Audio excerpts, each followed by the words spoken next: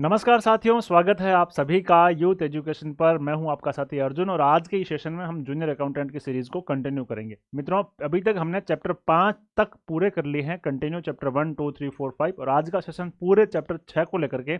Session थोड़ा सा बड़ा हो सकता है क्योंकि उसमें कुल 51 रूल्स हम लोग पढ़ने वाले हैं। क्योंकि मैं इस सेशन को एक ही क्लास में लेके आ रहा हूँ तो थोड़ा सा बड़ा हो सकता है। आप इस सेशन में लास्ट तक जुड़े रहिए और ये सेशन बहुत ज़्यादा इंपॉर्टेंट है। इस चैप्टर से आपके कम से कम 5 से लेकर के 10 सवाल तक आएंगे, डेफिनेटली आएंगे, क्योंकि एक बड़ा चैप्टर भी है और एक दूसरा इंपॉर्टेंट चैप्टर भी है। जीएफ&आर में सबसे ज़्यादा यदि कोई चैप्टर इंपॉर्टेंट है तो वो यही है। नियम 74 से लेकर के 124 तक कुल आपके 51 जो रूल्स है वो इसमें हम लोग आपके साथ शेयर करेंगे और बताएंगे। बहुत सरल शब्दों में कोशिश करेंगे कि इसमें जो चीज़ें लिखी है वो क्या है और कितनी ज़्यादा इंपॉर्टेंट है।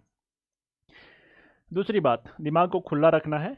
किसी भी पूर्वाग्रह को लेकर के नहीं चलना है कि इस चीज़ें मुझे समझ में नहीं आएगी, मेरे लिए थोड़ा सा जटिल है या हार्ड है। नहीं, अभी से आप उनको साइड में रख दीजिएगा और आप बिल्कुल एकदम नई चीज़ को सीखने के लिहाज से इस सेशन को अटेंड करिएगा ताकि आपको नई चीज़ें वास्तव में आप लोग सीख सकें और आप लोगों को इसका फ़ायदा जो हो सके। तो मित्रों, एक बार फिर से आप सभी का स्वागत यूथ एजुकेशन पर। और यूथ एजुकेशन को परिवार को बड़ा बनाने के लिए आप सभी का सहयोग और स्नेह जो मिला है उसके लिए मैं आपका आभारी हूं और आप सभी का हार्दिक धन्यवाद भी ज्ञापित करता हूं। जितने भी सेशंस मैंने लिए हैं उन सब की पीडीएफ आपको 4 के पैनल की पीडीएफ हमारे टेलीग्राम चैनल यूथ एजुकेशन पर मैं अवेलेबल करवा चुका हूँ। तो एक बार फिर से आप सभी मित्रों का स्वागत है आज के सेशन की और जनता जनार्दन की जय बोल करके आज का सेशन शुरू करते हैं। अध्याय 6 भुगतान पेमेंट्स, और ये सबसे ज़्यादा इम्पोर्टेंट चैप्टर है मित्रों। इस चैप्टर में आपके जो रूल्स चलेंगे ये 74 से लेकर के 124 तक चलेंगे और इसको करने के बाद हम लोग है जो चैप्टर 4 इसके चैप्टर 6 के एमसीक्यूज पर भी आएंगे। देखिए, इस चैप्टर 6 को हम लोग करेंगे इन अलग अलग भागों में। भुगतान सामान्य नियम के बारे में पहले देखेंगे। सबसे पहले भुगतान से संबंधित सामान्य नियम के बारे में देखेंगे।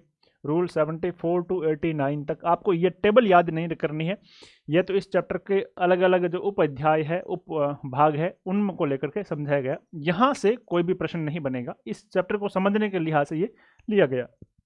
समयातीत दावे, उनकी पूर्व जांच 90 से 94, सबसे इंपॉर्टेंट भाग चेक।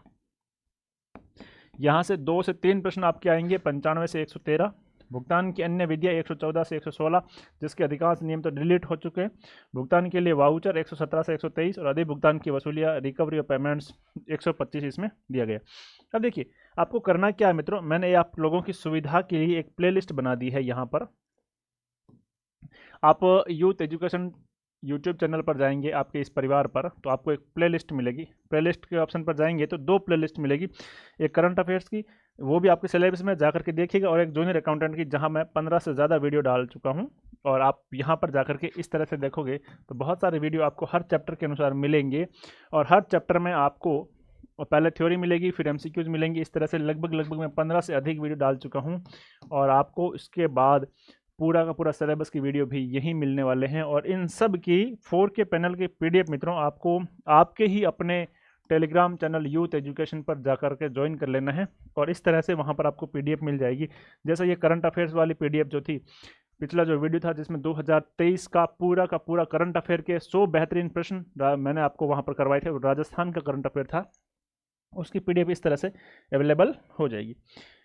तो शुरुआत करते हैं आज के सेशन की। आप लोगों को बहुत पैसेंस के साथ, बहुत धैर्य के साथ इस सेशन को अटेंड करना है। थोड़ा सा लंबा हो सकता है सेशन, लंबा होगा भी क्योंकि हम चीज़ों को बहुत डिटेल से और बहुत सरल शब्दों में करने वाले हैं।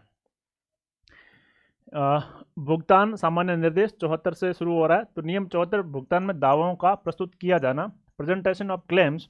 इसमें कई सारी बातें हैं। भुगतान के दावे, इसमें आपके ईसीएस के बारे में भी है, ईपीए के बारे में भी है, चेक से भुगतान के बारे में भी है, किस किस प्रकार से भुगतान करेंगे, क्या क्या सावधानी रखेंगे, वो सब बारे में इसमें विवरण लिखा गया है। तो इसको आप अच्छे से पढ़ते हैं। सरकार के द्वारा देय भुगतान के दावे, कर्मचारियों के व्यक्तिगत भुगतान, आकस्मिक व्यय, विविध व्यय, रिफंड, सहायता अनुदान, सामग्री क्रय, निर्माण कार्य, अग्रिम के भुगतान से संबंधित हो सकते हैं। सरकार के द्वारा देय भुगतान यानी ऐसा पेमेंट जो सरकार दे रही है, किसको दे रही है? कर्मचारियों को दे रही है। किस रूप में दे रही है, किसका भुगतान हो सकता है? वो कर्मचारियों का व्यक्तिगत भुगतान हो सकता है, जैसे वेतन हो सकता है, पेंशन की राशि हो सकती है, आकस्मिक कोई व्यय है वो हो सकता है, कोई विविध व्यय है वो हो सकता है, सरकार की ओर से कर्मचारियों को कोई रिफंड है, कोई सहायता अनुदान है, सामग्री क्रय करने पर, या कोई कंस्ट्रक्शन का काम हुआ है, या कोई एडवांस पेमेंट हो रहा है, इससे संबंधित सारा भी भुगतान हो सकता है। सरकारी लेखों से ये जो अभी हमने देखा, ये सारा भुगतान स्थायी अग्रिम में से, या तो स्थायी अग्रिम में से या कोषागार में प्रस्तुत बिलों के बदले जारी किए गए चेक द्वारा, भौतिक या इलेक्ट्रॉनिक भुगतान प्रक्रिया से, अथवा डीडीओ द्वारा चेक की राशि नकद में प्राप्त कर bank draft, bankers cheque, money order, credit note, ECS, bank transfer, या सीधे ही ई पेमेंट द्वारा इन नियमों के तहत किया जा सकता है। इसको सरल भाषा में ऐसे समझो, देखिए यहाँ दो शब्द आएंगे, एक आएगा बैंक, एक आएगा कोषागार। तो आपको जो पेमेंट करेगा वो कोषागार करेगा, लेकिन जो मनी है वो कोषागार के पास नहीं है, वो तो बैंक खाते में।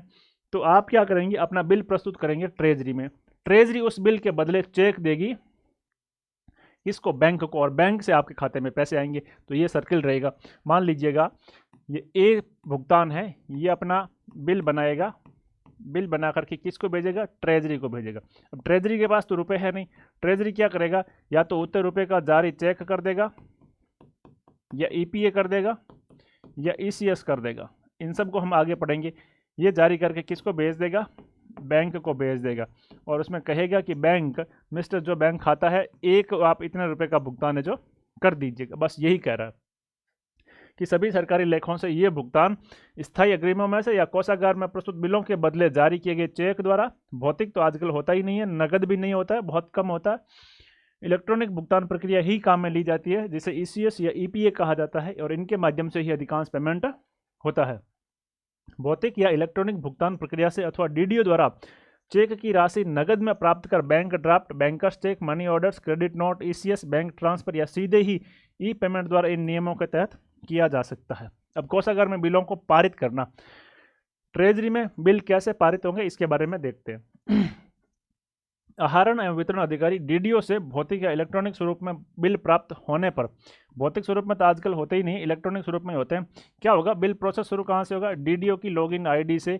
डीडीओ यहाँ से बिल बनाएगा और ट्रेजरी को फॉरवर्ड करेगा। इसके बाद ट्रेजरी किस तरह से भुगतान करेगी उसके बारे में ये नियम बता रहा है। सबसे पहले किसी भी डिपार्टमेंट का, किसी भी कार्यालय का आहरण एवं वितरण अधिकारी वहां से इलेक्ट्रॉनिक स्वरूप में बिल प्राप्त होने पर प्रत्येक बिल को ट्रेजरी कंप्यूटर सिस्टम द्वारा एक टोकन संख्या में दिनांक आवंटित की जाएगी।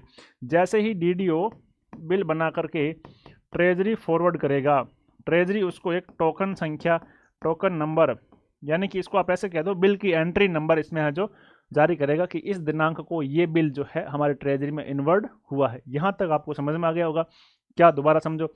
सबसे पहले डीडीओ अपने ऑफिस से बिल बनाएगा, सब कंप्यूटर पे बनेगा, आईएफएमएस जो इंटीग्रेटेड फंड मैनेजमेंट सिस्टम है, फाइनेंशियल मैनेजमेंट सिस्टम है, उसी पे बनेगा। उसी में अलग अलग सॉफ्टवेयर होते हैं, जैसे सैलरी बनानी है तो पे मैनेजर, इस तरह से सॉफ्टवेयर जो काम में लिए जाते हैं। वहाँ से बिल बना करके संबंधित ट्रेजरी को भेज देगा। जैसे ही बिल ट्रेजरी में जाएगा, ट्रेजरी अपने वहाँ से एक इन्वर्ट नंबर, जिसे आप जो है टोकन नंबर कहते हैं, इस दिनांक के साथ वो है जारी करेगा। आहरण एवं वितरण अधिकारी डीडीओ से भौतिक या इलेक्ट्रॉनिक स्वरूप में बिल प्राप्त होने पर प्रत्येक बिल को ट्रेजरी कंप्यूटर सिस्टम द्वारा एक टोकन संख्या मय दिनांक आवंटित की जाएगी। उसके बाद बिल से संबंधित ऑडिटर या लेखाकार द्वारा जांच की जाएगी कि भाई ये बिल जो बना है ये वास्तव में उतने राशि का बिल है या नहीं है, इसमें क्या क्या कमियां हैं, क्या इसके साथ जिस ऑर्डर के तहत भुगतान होना वो संलग्न है या नहीं है, इसके बारे में जांच की जाएगी। और ट्रेजरी में बैठा ऑडिटर या ट्रेजरी में बैठा अकाउंटेंट इसकी जांच करेगा। और उसके बाद कोषागार नियमावली 2012 के नियम 61(2) की चेक लिस्ट और अन्य नियम निर्देशों के अनुसार उचित है या उचित नहीं है, ये पाए जाने पर उसे पारित कर ट्रेजरी वारंट रजिस्टर में तथा कंप्यूटर में उसकी प्रविष्टि की जाएगी। और यहाँ पर यदि उस बिल में कोई कमी है तो उस पर ऑब्जेक्शन लगा दिया जाएगा और वो बिल वापस डीडीओ को रिवर्ट कर दिए जाएंगे। इसके पश्चात बिल को लेखाकार द्वारा कंप्यूटर में भुगतान हेतु अनुमत कर दिया जाएगा। यदि बिल सही है तो इसको जो ऑथेंटिकेट कर दिया जाएगा और कोषाधिकारी, सहायक कोषाधिकारी के समक्ष कोषागार कंप्यूटर सिस्टम तथा ट्रेजरी वारंट रजिस्टर में नियम अनुसार अंतिम स्वीकृति देने के लिए प्रस्तुत कर दिया जाएगा। दोबारा से समझो, कोषागार में बिलों को पारित होने की एक प्रक्रिया है। डीडीओ जो है इसमें बिल बनाएगा और उसको ट्रेजरी में भेजेगा। ट्रेजरी में जैसे ही बिल आएगा उस पर जो है टोकन नंबर मय दिनांक आवंटित हो जाएगा।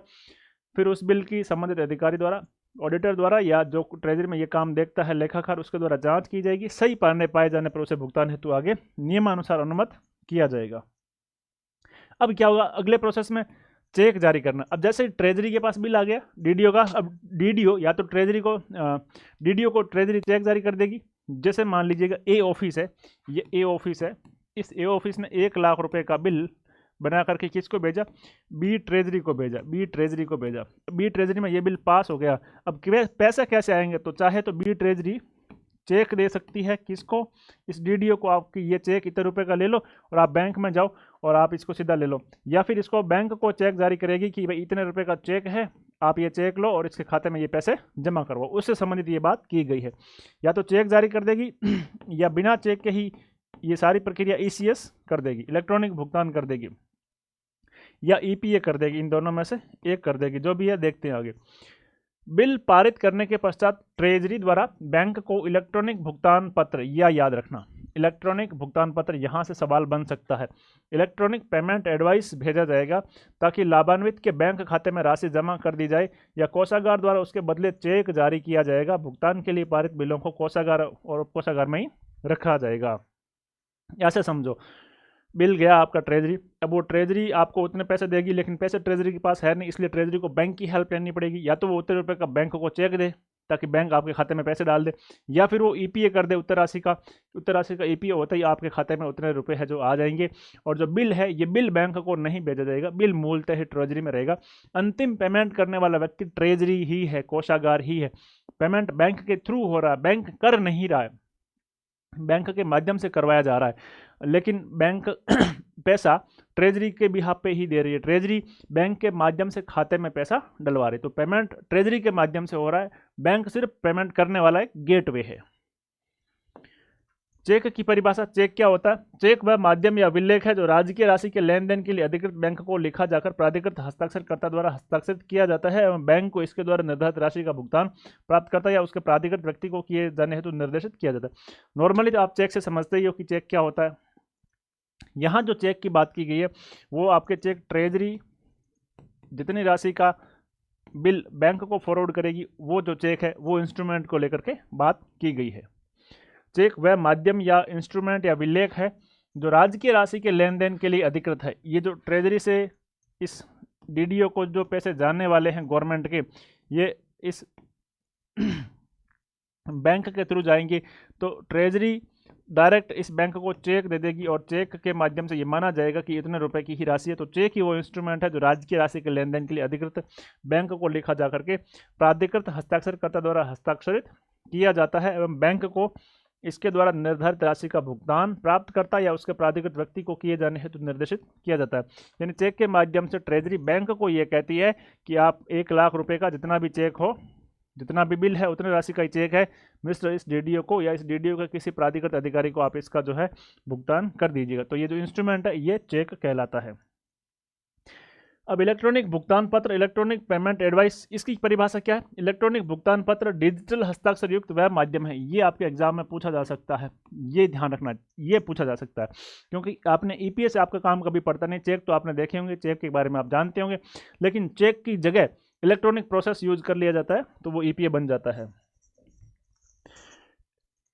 इलेक्ट्रॉनिक भुगतान पत्र डिजिटल हस्ताक्षर युक्त वह माध्यम है जो कोषाधिकारी द्वारा सिस्टम पर अपलोड किया जाता है ट्रेजरर द्वारा तथा बैंक द्वारा उसे डाउनलोड कर लाभान्वित के बैंक खाते में राशि जमा की जाती है। अब इसको सरल भाषा में समझो, एक ट्रेजरी है, इस ट्रेजरी के पास इस डीडीओ से बिल आया, इस बिल को ट्रेजरी ने चेक किया, चेक करने के बाद अब इस ट्रेजरी को पेमेंट करने की बात आई तो ये बैंक को कहेगी कि आप मिस्टर बैंक, हम आपको इतने रुपए का या तो चेक देते हैं या चेक नहीं देकर के हम आपको सिस्टम पर एक जो है ईपीए अपलोड कर देते हैं, आप वहां से डाटा कर लीजिएगा। तो इस चेक के स्थान पर ये ईपीए अपलोड कर दिया। बैंक ने क्या किया, इस ईपीए को डाउनलोड किया और इस बैंक ने इस डीडीओ को जो जितना पेमेंट इस ईपीए में लिखा गया वो आपके यहाँ इस डीडीओ को कर दिया। अब उम्मीद करता हूँ अब आपको सरल भाषा में समझ में आ गया होगा। इलेक्ट्रॉनिक भुगतान पत्र डिजिटल हस्ताक्षर युक्त वह माध्यम है जो कोषाधिकारी द्वारा सिस्टम पर अपलोड किया जाता है तथा बैंक द्वारा उसे डाउनलोड कर लाभान्वित के संबंधित बैंक खाते में राशि जमा की जाती है। ये चेक का प्रारूप है। ये जो चेक है ये ट्रेजरी भेजेगी, किसको भेजेगी, बैंक को, बिल के एवज में संबंधित किसी भी डीडीओ को भुगतान करने के संबंध में। ये चेक जारी होने के दिनांक से 3 माह तक वैध होते हैं। कोषागारों को चेक सप्लाई कैसे होती है, ट्रेजरी को चेक सप्लाई कैसे होती है, यहाँ भी से भी प्रश्न आ सकता है। तो supply of cheques to treasury, सभी चेक निदेशक एवं कोष लेखा द्वारा गवर्नमेंट सिक्योरिटी प्रेस से मुद्रित कराए जाएंगे। इस फॉन्ट को आप याद रख लेना, कौन करेगा? निदेशक कोष एवं लेखा। ये एग्जाम के पॉइंट ऑफ व्यू से आपके बहुत इंपॉर्टेंट फैक्ट है मित्रों। सेशन लंबा हो सकता है लेकिन सेशन वैल्यूएबल बहुत रहेगा, तो इसलिए इसको लास्ट तक देखें। आपकी सीरियसनेस, मुझे पता है कि लंबे वीडियोस कम देखते हैं लोग, कम देखना पसंद करते हैं, लेकिन यदि आप लास्ट तक देखोगे ना तो आपको ये सारी चीज़ें बहुत अच्छे से समझ में आ जाएगी। इसके बाद आपके पास जो भी बुक अवेलेबल है, आप उस बुक्स में से जाके रूल्स देखोगे ना तो आपको चीज़ें एकदम से आसानी से समझ में आ जाएगी। अब इन कोषागारों को चेक सप्लाई कौन करता है? तो कोषागारों को सभी चेक निदेशक कोष एवं लेखा डीटीए द्वारा गवर्नमेंट सिक्योरिटी प्रेस से मुद्रित कराए जाएंगे। डीटीए द्वारा सभी कोषागारों को उपलब्ध कराने हेतु आवश्यक उचित मात्रा में मुद्रित चेक बुक स्टॉक रखा जाएगा। डीटीए है जो अपने पास चेक बुक का प्रिंटेड स्टॉक रखेगा, ये उसके लिए गाइडलाइन है। इन सभी का स्टॉक रखने व उसका रिकॉर्ड संधारित करने के लिए कोषागार जयपुर शहर केंद्रीय कोषागार का कार्य करेगा। ये भी ध्यान रखना, कौन सा जो ट्रेजरी है वो चेक जारी करने के लिए केंद्रीय कोषागार का कार्य करेगा। तो जयपुर शहर की जो ट्रेजरी है वो सभी ट्रेजरी को चेक अवेलेबल करवाने के लिए नोडल एजेंसी का या केंद्रीय कोषागार के रूप में काम करेगा। यहाँ से भी सवाल बन सकता है। तो ये जो दोनों पिंक आपको ड्रॉ बॉक्स में बनाए हुए दिख रहे हैं, इन दोनों के नाम याद रखना, यहाँ से प्रश्न बन सकता है। कोषागारों द्वारा समय समय पर त्रैमासिक आधार पर 3 महीने में एक बार अपनी कितनी ज़रूरत है उसके अनुसार सप्लाई प्राप्त उनके अनुसार की जाएगी। कोषाधिकारी द्वारा बैंक या बैंक शाखावार चेक की वार्षिक मांग दिसंबर महीने में निदेशक कोष एवं लेखा को निर्धारित डिमांड नोट में प्रस्तुत की जाएगी। यहाँ पर जो ट्रेजरी है वो अपनी मांग निदेशक डीटीए को दिसंबर महीने में दे देगी कि हमें जो है आगामी पूरे वर्ष में इतने सारे चेक है जो अगले 3 महीने में हमें चाहिए। कितने महीने के लिए? 3 महीने के लिए चेकों की इतनी संख्या हमें चाहिए। तो वो एडवांस जो है वो ट्रेजरर द्वारा दिसंबर महीने में निदेशक कोष एवं लेखा को निर्धारित डिमांड नोट में प्रस्तुत किया जाएगा। डिमांड नोट वो चीज़ होती है जिसमें किसी भी चीज़ की डिमांड फॉर्मेट में की जाती है कि इस चेक मतलब चेकों की इतनी संख्या हमें अगले इतने दिनों तक के लिए चाहिएगी। अपने अधीनस्थ उप कोषागारों से चेक की मांग प्राप्त करना कोषाधिकारी का उत्तरदायित्व होगा। अब ये जो ट्रेजरी है इसके अधीन यदि सब ट्रेजरी 2 है तो वहाँ कितने चेक चाहिए, इसकी डिमांड यहाँ से आएगी, ये पूरा चैनल चलेगा, इस तरह से चलेगा। ये जो सब ट्रेजरी है मित्रों, ये डायरेक्ट डीटीए को नहीं भेजेंगे, ये ट्रेजरी के माध्यम से भेजेंगे। और अपने अधीनस्थ उप कोषागारों से चेकों की मांग पत्र प्राप्त करना इस ट्रेजरी का भी काम है। चेक प्राप्ति पर चेकों की सावधानीपूर्वक जांच के उपरांत चेक के प्रत्येक बंडल में चेक की संख्या की गणना की जाएगी। जैसे ही आपको चेक मिल गए उसकी सावधानीपूर्वक जांच करना है और एक बंडल में कितने चेक है उसकी संख्या आपको नोट करनी है। अब चेकों की सुरक्षा कैसे की जाएगी? तो देखिए ट्रेजरी के अंदर ये जो चेकों की सुरक्षा है ये कोषागार के अंदर है। कोषागार में इन चेकों की सुरक्षा कैसे की जाएगी उससे संबंधित कुछ इंस्ट्रक्शन है, यहाँ से भी सवाल बन सकते हैं, देख लेते हैं। बहुत सरल शब्दों में मैं आपको समझाने की कोशिश कर रहा हूँ और यदि आपको सेशन अच्छा लग रहा है तो वीडियो को रोक करके यस लिख के मुझे बताइए ताकि मुझे पता लगे कि हाँ आपके लिए ये सेशन फ्रूटफुल है, लाभदायक है। चैनल को अभी तक सब्सक्राइब नहीं किया है तो इसे सब्सक्राइब ज़रूर कर लें। आने वाले समय में बहुत इंपॉर्टेंट वीडियोज़ आपको यहाँ से मिलने वाले हैं। इन सब की 4K पैनल की PDF आपको हमारे टेलीग्राम चैनल पर मिल जाएगी, उसे भी जा करके ज़रूर ज्वाइन कर लीजिएगा। और हाँ, मैं ये आग्रह कर रहा हूँ कि आप ही इस यूथ एजुकेशन परिवार को बड़ा बना सकते हैं, तो बड़ा बनाने में अपना योगदान ज़रूर देवें। अब इन चेकों की सुरक्षा पर वापस आते हैं। कोषागार में ये चेक सुरक्षित कैसे रह सकते हैं उसके बारे में बात करते हैं। कोषागार शहर जयपुर, ये जो कोषागार शहर जयपुर है ये इन सब चेकों के लिए नोडल एजेंसी के रूप में काम करता है। यहाँ से प्राप्त चेक के सभी बंडलों को सावधानीपूर्वक कोषागार या उप कोषागार के डबल लॉक में रखा जाएगा। प्रिंट करवाने का काम डीटीए करेगा, निदेशक डीटीए करेगा। और उसके बाद जयपुर शहर की जो ट्रेजरी है वो इसकी सेंट्रल आपको डिस्ट्रीब्यूशन का काम करेगी। और वहाँ से आपको चेक का बंडल प्राप्त हो गया तो सबसे पहले आपकी ट्रेजरी के या आपके अधीनस्थ जो उप कोषागार है सब ट्रेजरी है उसके डबल लॉक में इन चेकों को रखवा जाएगा। चेक जारी करने हेतु निकालने पर उसके चेक संख्या, MICR कोड, बैंक शाखा का नाम आदि के संदर्भ में जांच कर ये सुनिश्चित कर लेना चाहिए कि ये उपयोग में लिए जा रहे और निर्धारित बंडल से ही दिया गया चेक है। यानी कि चेक निकालने से पहले आपको ये जांच कर लेना है कि हम सही चीज़ के लिए चेक निकाल रहे हैं और सही बैंक के लिए सही चेक का ही इस्तेमाल कर रहे हैं। प्रत्येक बैंक शाखा उपकोषागार के लिए पृथक पृथक चेक उनके सीरियल नंबर है जो अलग अलग होगी, जैसे कि 001 से 1000 तक SBI श्यामनगर की, 1001 से 2000 तक SBI पावटा की, या मैंने उदाहरण से बताया। और कोई भी ब्रांच हो तो इस बैंक के लिए, SBI के लिए या उप कोषागार के लिए अलग अलग सीरीज की चेक बुक रहेगी, तभी तो वो निकालते समय पर्टिकुलर निकलेगा कि 1001 से 2000 के बीच का कोई भी चेक आप श्यामनगर को अलॉटमेंट नहीं कर सकते, इसका ध्यान रखा जाएगा। किसी बैंक शाखा पर प्रयोग हेतु प्राप्त चेक्स को अन्य बैंक शाखा या उपकोषागार पर आहरित नहीं किया जाएगा। कोषाधिकारी समय समय पर किसी बैंक शाखा पर उपयोग हेतु जारी किए गए चेक्स को चेक नंबर बैंक को भी सूचित करेगा। कोषागार उपकोषागार में चेक लेखक जो चेक राइटर है उसको प्रभारी अधिकारी द्वारा प्रतिदिन चेक रोल दिए जाएंगे। चेक लेखक द्वारा जारी, पारित या निरस्त किए गए चेक तक खराब या खो गए चेकों का दैनिक आधार पर पूर्ण रिकॉर्ड रखा जाएगा। प्रतिदिन बचे हुए चेक्स को चेक लेखक द्वारा प्रभारी अधिकारी की उपस्थिति में सिंगल लॉक में रखा जाएगा। आपके बैंक में या आपके कोषागार में एक चेक लेखक होगा, वो उस प्रभारी अधिकारी के सामने ही कितने दिन भर के चेक यूज किए गए, कितने निरस्त हुए, इन सब के बारे में जो डिटेल है वो दैनिक रिपोर्ट के आधार पर रखेगा और शाम को उस अधिकारी के सामने उसको वापस सिंगल लॉक में रख देगा कि भाई आज की ये डिटेल है। चेक की वैधता ये इंपॉर्टेंट है।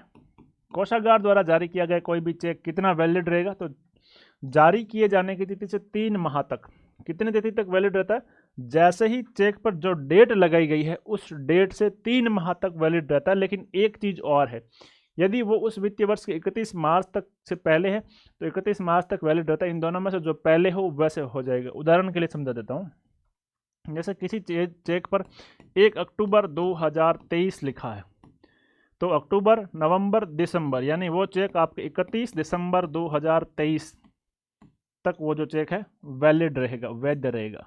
लेकिन यदि कोई चेक 1 फरवरी को ही जारी किया गया है तो 3 महीने, 1 फरवरी 2023 को जारी किया गया है तो 3 महीने के अनुसार 1 फरवरी से 1 मार्च, 1 अप्रैल और 1 मई को जाना चाहिए। 1 मई 2023 तक जाना चाहिए। लेकिन यहाँ पर ये 3 महीने यहाँ नहीं होंगे, उससे पहले ये जो चेक है ये 31 मार्च को 2023 को जो है इसकी अवधि खत्म हो जाएगी, क्योंकि यहाँ वित्तीय वर्ष खत्म हो रहा है। तो वित्तीय वर्ष खत्म होने से पहले पहले अधिकतम 3 महीने चल सकता है। लेकिन यदि आप 15 मार्च को जारी करोगे तो अगले 15 दिन बाद वो चेक वैलिड नहीं रह जाएगा। इसलिए यहाँ दोनों बातें ध्यान रखनी है। चेक एक तो जारी किए जाने की तिथि से 3 माह तक भुगतान योग्य होंगे, परंतु चेक की वैधता 31 मार्च तक ही होगी, यानी उस वित्तीय वर्ष की समाप्ति तक ही होगी, उसके बाद ये खत्म हो जाएगी।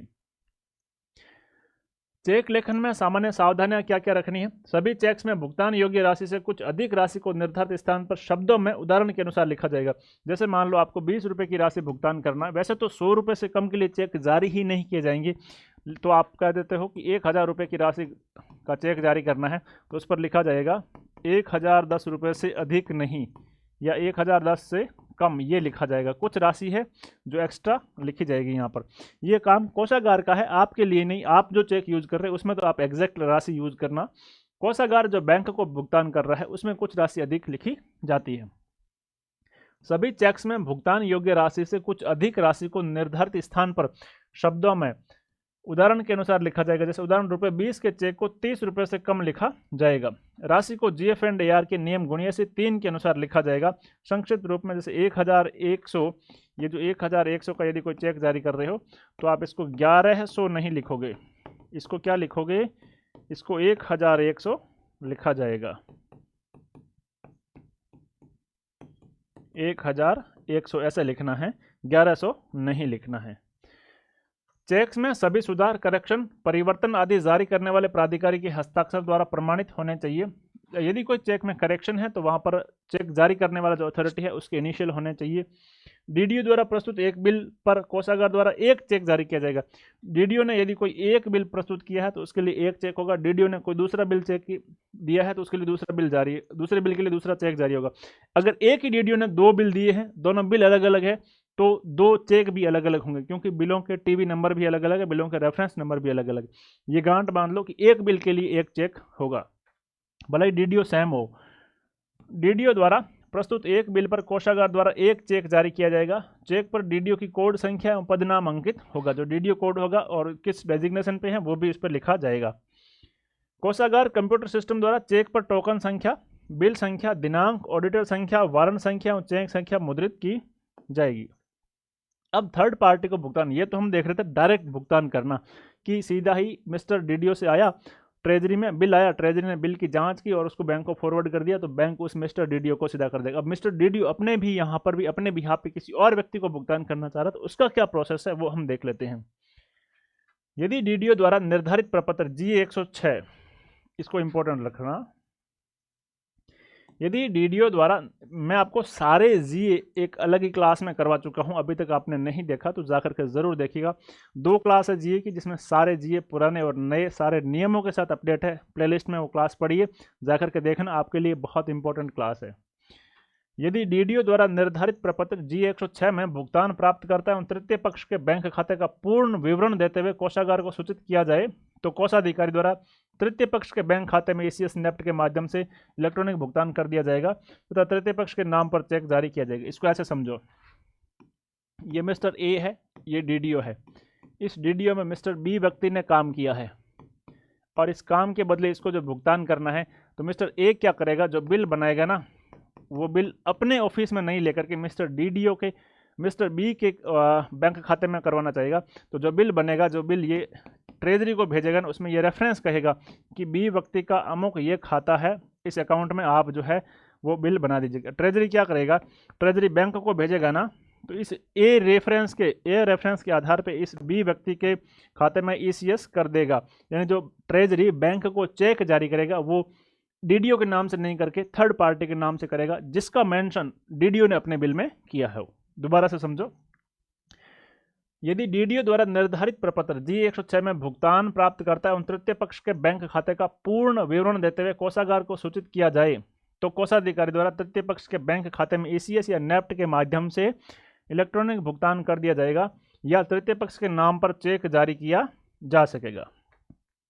चेक डीडीओ द्वारा ही कोषागार से प्राप्त किया जाएगा। चेक आजकल जारी होते नहीं है, आजकल सब ईसीएस और नेफ्ट के माध्यम से पेमेंट होते हैं। चेक डीडीओ द्वारा ही कोषागार से प्राप्त किया जाएगा तथा संबंधित पक्ष द्वारा बैंक से इसका भुगतान प्राप्त नहीं किया जाए तो डीडीओ ही इसके निरस्तीकरण के लिए कोषागार उप कोषागार को सूचित करने हेतु उत्तरदायी होगा। इसका मतलब ये भी नहीं है कि थर्ड पार्टी को आप भुगतान करें तो थर्ड पार्टी खुद ट्रेजरी से वो चेक लेने पहुंच जाए, नहीं है, चेक लेने डीडीओ पहुंचेगा और वो उसको आगे भुगतान करेगा। और ईसीएस करना है तो सीधा ही आपके खाते में थर्ड पार्टी के जिसने आपने मैंशन किया उसके खाते में सीधा पेमेंट आ जाएगा। आगे बढ़ते हैं, चेक्स का कैंसिलेशन कैसे होता है, ये अभी तक नियम 74 ही चल रहा है ना। भुगतान के दावे प्रस्तुत करने के बारे में ही बात की जा रही है, थोड़ा सा बड़ा नियम है, लेकिन आप लोग पेशेंस बना के रखिए, आगे जो नियम है वो छोटे छोटे हैं, सारे नियम इस सेशन में बड़े नहीं है। यदि वैधता अवधि के चेक का भुगतान प्राप्त नहीं किया जाए, और वैधता अवधि कितनी, 3 माह। यदि आपने किसी भी चेक पर डेट लग गई है तो 3 माह तक उसका भुगतान प्राप्त नहीं किया जाए तो उस चेक को निरस्त माना जाएगा, वो चेक कैंसिल माना जाएगा। एवं डीडीओ उस चेक को संबंधित कोषागार उप कोषागार को निरस्तीकरण की सूचना है जो भेजेगा। कोषागार उप कोषागार द्वारा उस बिल जिसके लिए चेक जारी किया गया था पर लगाए गए भुगतान आदेश को भी निरस्त किया जाएगा एवं बिल डीडीओ को लौटा दिया जाएगा। वो जो बिल है ना, वो बिल भी रिजेक्ट हो जाएगा, जिस बिल के बिहाफ पे ये जो चेक मिला ना वो, और बिल पर जो भुगतान के आदेश थे वो भी इसको निरस्त माना जाएगा यदि चेक जो है क्लियर नहीं हुआ तो। यदि डीडीओ लिखित में उचित कारणों सहित बिल को पुनर्वैध रीवैलिड करने हेतु प्रस्तुत करें, कौन सा बिल, जो पहले कैंसिल हो गया था 3 महीने पूरे हो जाने की वजह से, क्योंकि 3 महीनों में भुगतान नहीं लिया, उसी बिल को वापस यदि डीडीओ लिखित में उचित कारणों सहित बिल को रीवैलिड करने हेतु प्रस्तुत करें तो कोषाधिकारी या उपकोषाधिकारी कारणों के परीक्षण के उपरांत दावे को पुनर्वैध कर नवीन चेक भी जारी कर सकता है। डीडीओ के लिखित अनुरोध पर कोषाधिकारी उपकोषाधिकारी चेक को निरस्त भी कर सकेगा। कोषागार उपकोषागार उन बिलों के भुगतान हेतु चेक जारी नहीं करेंगे जिनका भुगतान ईसीएस के माध्यम से किया जाना है। देखिए इंपॉर्टेंट बात है, ऐसे बिल जिनका भुगतान ईसीएस के माध्यम से होना है, इलेक्ट्रॉनिक क्लियरेंस सिस्टम ईसीएस, इसकी फुल फॉर्म भी याद रख लेना, ये भी आपसे पूछी जा सकती है कि इसकी फुल फॉर्म ईसीएस की क्या है। तो इलेक्ट्रॉनिक क्लियरेंस सिस्टम इसकी फुल फॉर्म है। ईसीएस के माध्यम से जिन बिलों का भुगतान किया जाना है उनके लिए चेक जारी नहीं किए जाएंगे, इस बात को ध्यान रखना। और आजकल अधिकतर पेमेंट जो है ईसीएस के माध्यम से ही होता है। चेक निरस्तीकरण आवश्यक होने पर इसकी प्रविष्टि निरस्तीकरण रजिस्टर में की जाएगी रिकॉर्ड तो आपको पूरा रखना पड़ेगा, चाहे जारी करो चाहे चेक निरस्तीकरण हो, सब कुछ रिकॉर्ड रखा जाना चाहिए। चेक निरस्तीकरण आवश्यक होने पर इसकी प्रविष्टि निरस्तीकरण रजिस्टर में की जाएगी तथा चेक को बाद में कोषागार रिकॉर्ड के नष्टीकरण के नियमों के अनुसार नष्ट किया जाएगा। यदि निरस्त किया जाने वाला चेक कोषागार के पास उपलब्ध नहीं हो तो बैंक को तुरंत उस चेक का भुगतान रोकने के लिए सूचित किया जाएगा। कोषागार द्वारा निरस्त किए गए चेक्स की सूचना माह में एक बार बैंक को दी जाएगी। ट्रेजरी द्वारा जो चेक कैंसिल किए गए उसकी सूचना जो है पूरे महीने भर में कितने चेक कैंसिल हुए, क्या क्या बिल था, कौन कौन से मोड में बिल था, कितना कितना पेमेंट था, इस सब की सूचना एक बार महीने में बैंक को दी जाएगी।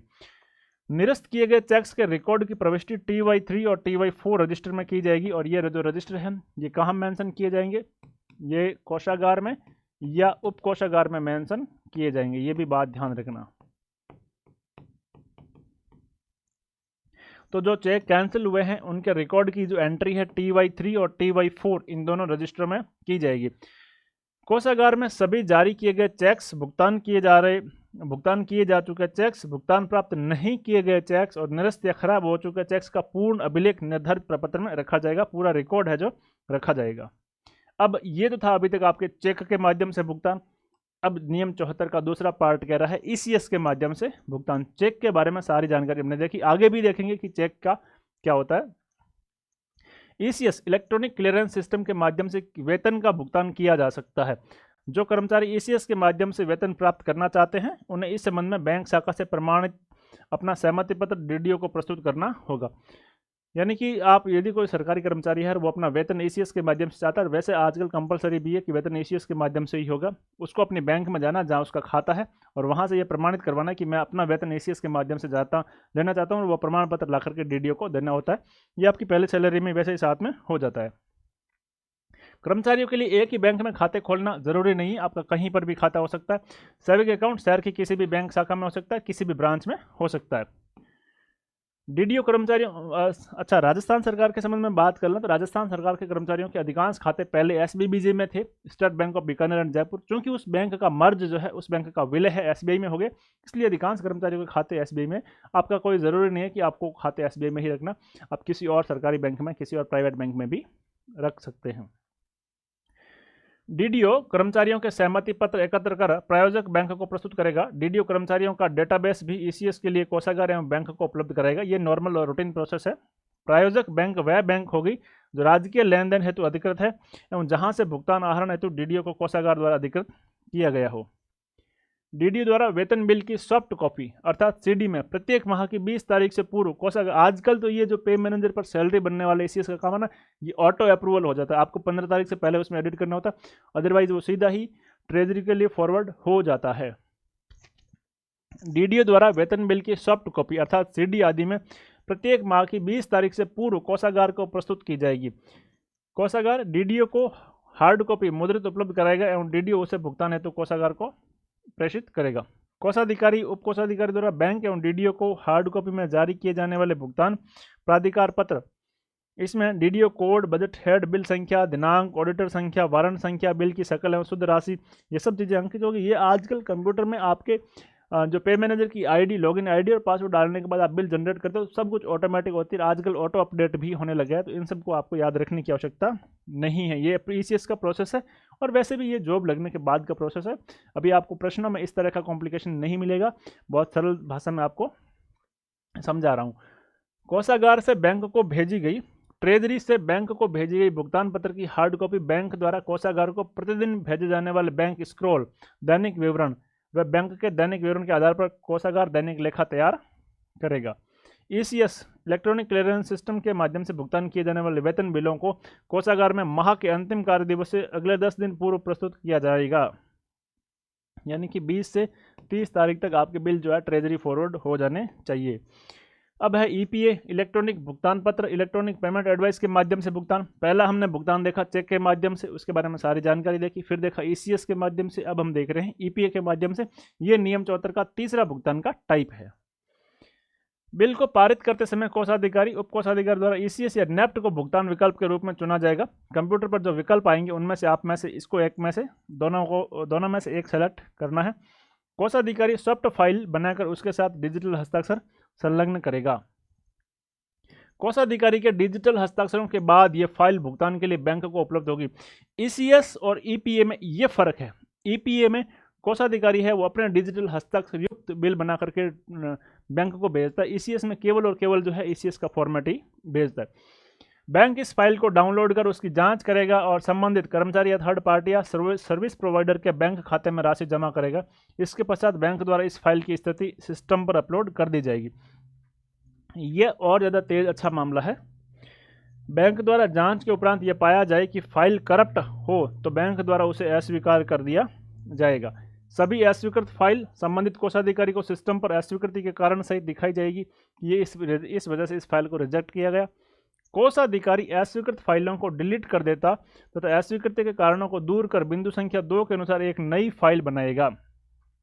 नई फाइल नए बिल में अपने फिर से डिजिटल हस्ताक्षर करके फिर से बनाएगा, जैसे कि उसने यह फाइल बनाई थी। यह आहरण वेतन अधिकारी का उत्तरदायित्व होगा कि बिल में सही बैंक विवरण, बैंक का नाम, आईएफएससी कोड, खाता संख्या आदि अंकित करे। बैंक विवरण में गलती के कारण होने के किसी भी गलत भुगतान के लिए डीडीओ उत्तरदायी होगा। ये था मित्रों आपका नियम 74। नियम 74 में भुगतान के दावे प्रस्तुत करना और उन सब की पूरी प्रक्रिया थी।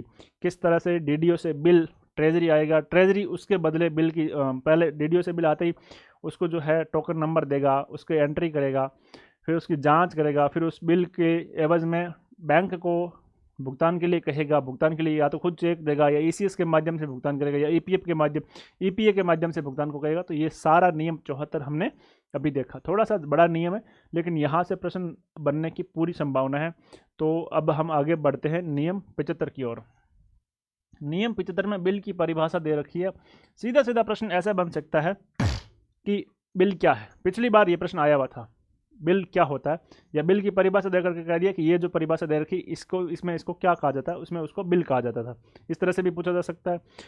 बिल की परिभाषा किस नियम में है, ऐसे भी पूछा जा सकता है। तो इसको भी आपको इम्पोर्टेंट लगा लेना।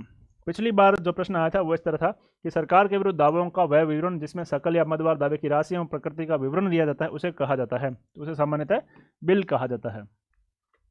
सरकार के विरुद्ध दावों का वह विवरण जिसमें सकल या मदवार दावे की राशि और प्रकृति का विवरण दिया जाता है तथा इसमें सामान्य रसीद के रूप में यह विवरण प्रस्तुत होता है।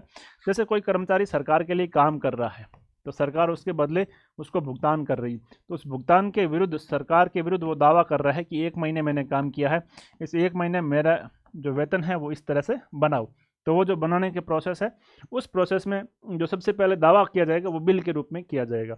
दोबारा देखो, बिल सरकार के विरुद्ध दावों का वह विवरण है जिसमें ग्रॉस या मदवार दावे की राशि एवं प्रकृति का विवरण दिया जाता है तथा इसमें सामान्य रसीद के रूप में यह विवरण प्रस्तुत होता है। नियम 76 76 बिलों पर हस्ताक्षर और प्रति हस्ताक्षर, signature and counter signature on bills. किसी कार्यालय के बिल का भुगतान उस पर आहरण वितरण अधिकारी के डीडीओ के मूल हस्ताक्षर, ओरिजिनल हस्ताक्षर के बिना नहीं किया जाएगा। जैसे उनकी स्टाम्प लगा दी तो उससे साइन वो वैलिड नहीं होंगे। हस्ताक्षर की मुहर स्वीकार नहीं होगी, उनको खुद को उस बिल पर मूल साइन करने होंगे। किसी भुगतान के प्रमाण के रूप में अंगूठे की निशानी किसी राज्य कर्मचारी से प्रमाणित कराने पर ही स्वीकार की जाएगी। यदि कोई अंगूठा लगा रहा है तो उस अंगूठे को वेरीफाई करवाना पड़ेगा किसी राज्य कर्मचारी से।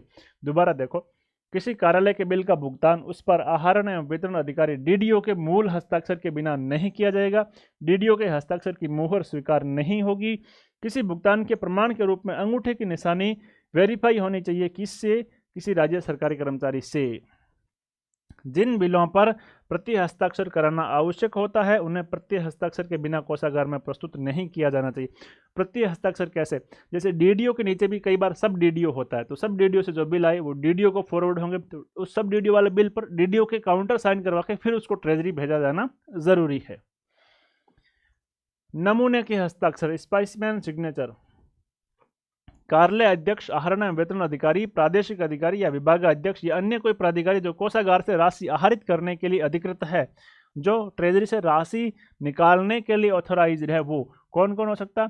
कार्यालय अध्यक्ष हो सकता है, डीडीओ हो सकता है, रीजनल ऑफिसर हो सकता है, या विभाग अध्यक्ष हो सकता है, या ऐसा कोई अधिकारी जिसको इस प्रकार की शक्तियां सौंपी गई है कि वो कोषागार से राशि निकाल सकता है। उसको सिस्टम पर अपने डिजिटल हस्ताक्षर, अपने आधार, अपने मोबाइल नंबर रजिस्टर कराने होंगे और इस रजिस्ट्रेशन को कोषाधिकारी द्वारा वेरीफाई किया जाएगा। ऐसा अधिकारी जब अपना कार्यभार किसी अन्य अधिकारी को हस्तांतरित करता है तो कार्यभार लेने वाला अधिकारी इसी प्रकार स्वयं का सिस्टम पर रजिस्ट्रेशन एवं कार्यमुक्त होने वाले अधिकारी को रजिस्ट्रेशन का डीएक्टिवेशन करना सुनिश्चित करेगा। कोई ए ऑफिस है, वहाँ पर नया प्रिंसिपल आ गया, डीडीओ उसे बनाया गया, तो वो अपने हस्ताक्षर, अपने मोबाइल नंबर और अपने आधार कार्ड के नंबर जो है वो ट्रेजरी को नमूने के रूप में भेजेगा और जो ट्रेजरी में कोषाधिकारी है वो इसको वेरीफाई करेगा ताकि उनके सैलरी के बिलों को जो है प्रोसेस किया जा सके। तो नमूने के हस्ताक्षर नियम 77। दोबारा देखते हैं। कार्यालय अध्यक्ष या आहरण एवं वितरण अधिकारी या प्रादेशिक अधिकारी या विभाग अध्यक्ष या अन्य कोई प्राधिकारी जो कोषागार से राशि निकालने, आहरित करने को सिस्टम पर अपने डिजिटल अधिकृत है, उसको जो सिस्टम है उस पर अपने डिजिटल हस्ताक्षर, अपना आधार कार्ड, अपने मोबाइल नंबर रजिस्टर्ड करवाना होगा और इस मोबाइल इन सब डिटेल्स की कोषाधिकारी द्वारा वेरिफिकेशन किया जाएगा। और ऐसा अधिकारी जब अपना कार्यभार किसी और को सौंपता है तो उस स्थिति में कार्यभार लेने वाला अधिकारी स्वयं का सिस्टम पर ये रजिस्ट्रेशन करेगा और कार्य मुक्त जो हुआ है उसका जो डिटेल है उसको डीएक्टिवेट करेगा। नियम 78। यदि कोई कार्यालय नया सृजित हुआ हो उसके समय क्या क्या आवश्यकता है, इसको भी इंपॉर्टेंट लगा लीजिएगा। यहाँ से भी आपको प्रश्न पूछा जा सकता है। थोड़े से मुश्किल है कि सभी नियमों के साथ आपको डिटेल याद रखना, लेकिन करने की कोशिश कीजिएगा। आधे आपको वैसे भी याद हो जाएंगे पहली दफ़ा पढ़ते ही, लेकिन आधों में आपको और ज़्यादा मेहनत लगेगी। नियम 78 कह रहा है नवीन कार्यालय सृजित करते समय की आवश्यकता। देखिए, पढ़ाते समय तो हमें तो कोई ज़्यादा मुश्किल है नहीं, क्योंकि बोर्ड पे लिखा हुआ तो बोलना है और समझा आपको हम देते हैं।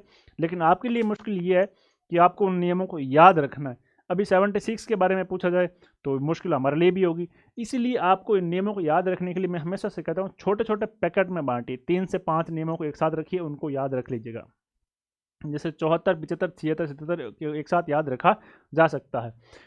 कोई भी नया कार्यालय सृजित हुआ है तो उसमें क्या क्या आवश्यकता होती है। नवीन कार्यालय सृजित करने पर विभागाध्यक्ष द्वारा, किसके द्वारा, विभागाध्यक्ष द्वारा यह सुनिश्चित किया जाएगा कि निम्नांकित दस्तावेज संबंधित कोषाधिकारी एवं बैंक को भेज दिए गए हैं ताकि कोषाधिकारी एवं बैंक भुगतान कर सके। कौन कौन से दस्तावेज? नवीन कार्यालय के सृजन की राजकीय स्वीकृति, गवर्नमेंट सैंक्शन, उसकी प्रति जिसमें विभिन्न पद नामों के पदों की संख्या की जानकारी हो। गवर्नमेंट की जो सैंक्शन है कि हमने यहाँ नया कार्यालय खोला है, इसमें इतने इतने इस लेवल के पद है, इनका पे मैट्रिक्स ये रहेगा, इसकी गवर्नमेंट सैंक्शन की एक कॉपी ट्रेजरी और बैंक को भिजवाया जाना सुनिश्चित करें। दूसरा, GF&AR नियम 3 के अधीन कार्यालय अध्यक्ष घोषित करने के आदेश की प्रति, डीडीओ का जो पावर है 03 कार्यालय अध्यक्ष का, उसके आदेश की कॉपी भी विभागाध्यक्ष बैंक को भेजेगा। और नियंत्रक प्राधिकारी या अन्य डीडीओ द्वारा प्रमाणित प्रथम कार्यालय अध्यक्ष के नमूने के हस्ताक्षर, नियम अभी 77 देखें तो उसके नमूने के हस्ताक्षर, आधार और मोबाइल नंबर, ये कोई भी नया कार्यालय खुलता है तो वहाँ से संबंधित कोषागार और बैंक को ये सूचनाएं रजिस्टर्ड करवानी होती। क्या क्या? नए कार्यालय का सैंक्शन की आदेश की प्रति और उसमें कितने पद किस किस लेवल के होंगे ये। दूसरा, 03 पावर और कार्यालय अध्यक्ष घोषित करने की। और तीसरा, प्रथम कार्यालय अध्यक्ष के नमूने के हस्ताक्षर की कॉपी बैंक और ट्रेजरी में भेजी जाएगी। यहाँ से प्रश्न इस तरह से बन सकता है कि किसी भी नए कार्यालय को खोलने के लिए निम्नलिखित में से कौन कौन सी आवश्यकताएं जरूरी है। तो ये 3 आवश्यकताएं जरूरी है। यदि किसी स्थान पर एक से अधिक कोषागार कार्यरत है तो नवसृजित कार्यालय को, यदि किसी स्थान पर एक से अधिक ट्रेजरी है तो जो नया कार्यालय बना है उसको कोषागार का आवंटन वित्त विभाग द्वारा किया जाएगा। ये बात ध्यान रखना। जैसे बड़े जो शहर है वहाँ ट्रेजरी एक से ज़्यादा है तो जो नया कार्यालय खोला जाएगा उसमें 2 में से कौन सी ट्रेजरी के दिन वो होगा, इसका आवंटन वित्त विभाग करके ही भेजेगा। नियम 79 बिल का प्रारूप और बिल तैयार करना, preparation and forms of bills. बिलों को तैयार करने एवं उनके प्रारूपों के बारे में निम्नांकित निर्देशों की पालना की जानी चाहिए। सरकार द्वारा किसी राशि के दावे के भुगतान हेतु कोषागार में प्रस्तुत बिल के साथ निम्नलिखित विवरण होने चाहिए। उस बिल में यही चीज़ें होनी चाहिए। नेचर ऑफ क्लेम्स, किस तरह का बिल है, सैलरी बिल है या कोई एरियर बिल है, इस तरह से क्या किस प्रकार का बिल है वो, कितनी अमाउंट का बिल है, दावे से संबंधित किस अवधि, यदि दावा सावधिक रूप से उत्पन्न होता है, सैंक्शन की आदेश की कॉपी, ये सब बिल के साथ होने चाहिए।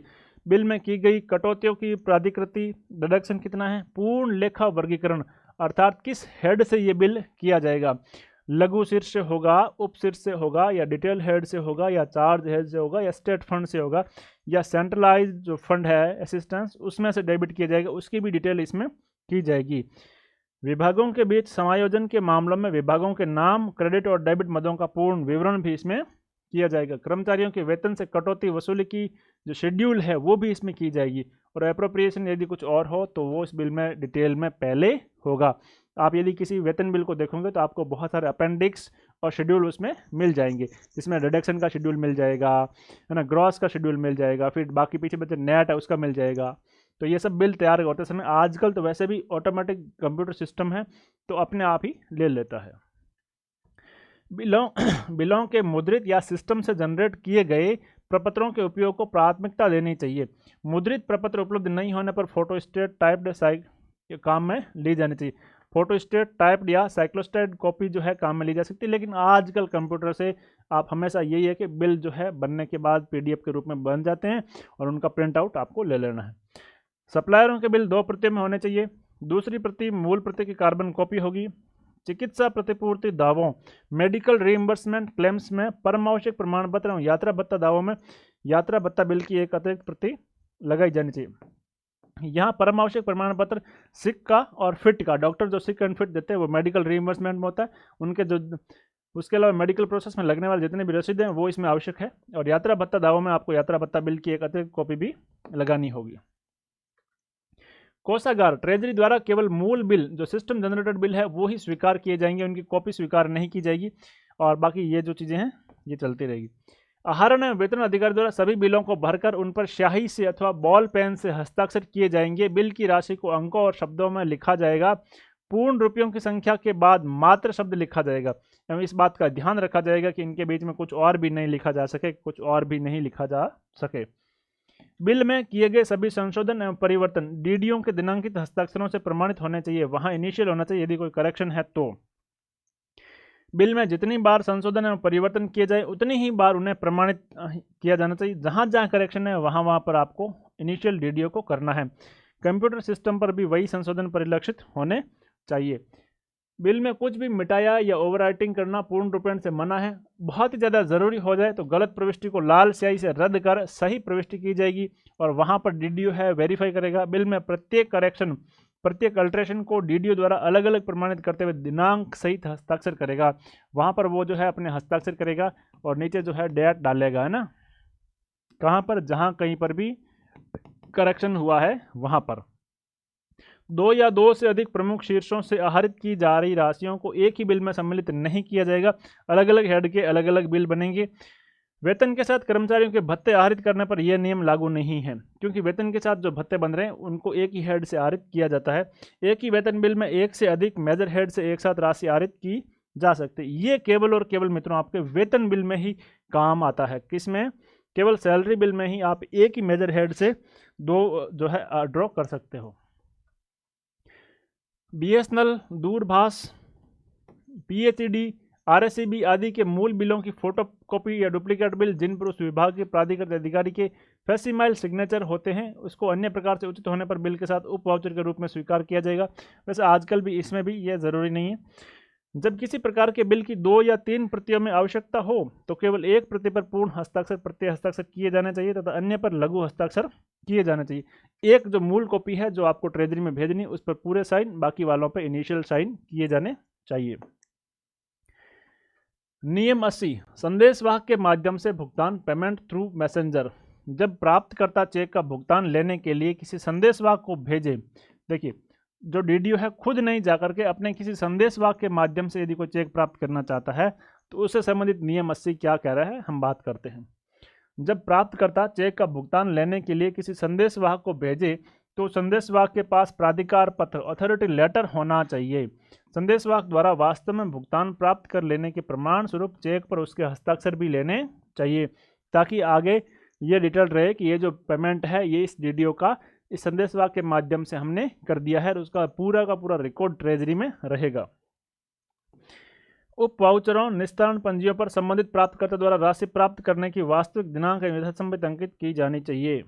यदि डीडीओ उसके पक्ष में जारी चेक का भुगतान संदेशवाहक के माध्यम से प्राप्त करना चाहे तो इसके लिए वह चेक पर निम्न प्रकार से संदेशवाहक को भुगतान प्राप्त करने के लिए प्राधिकृत करेगा।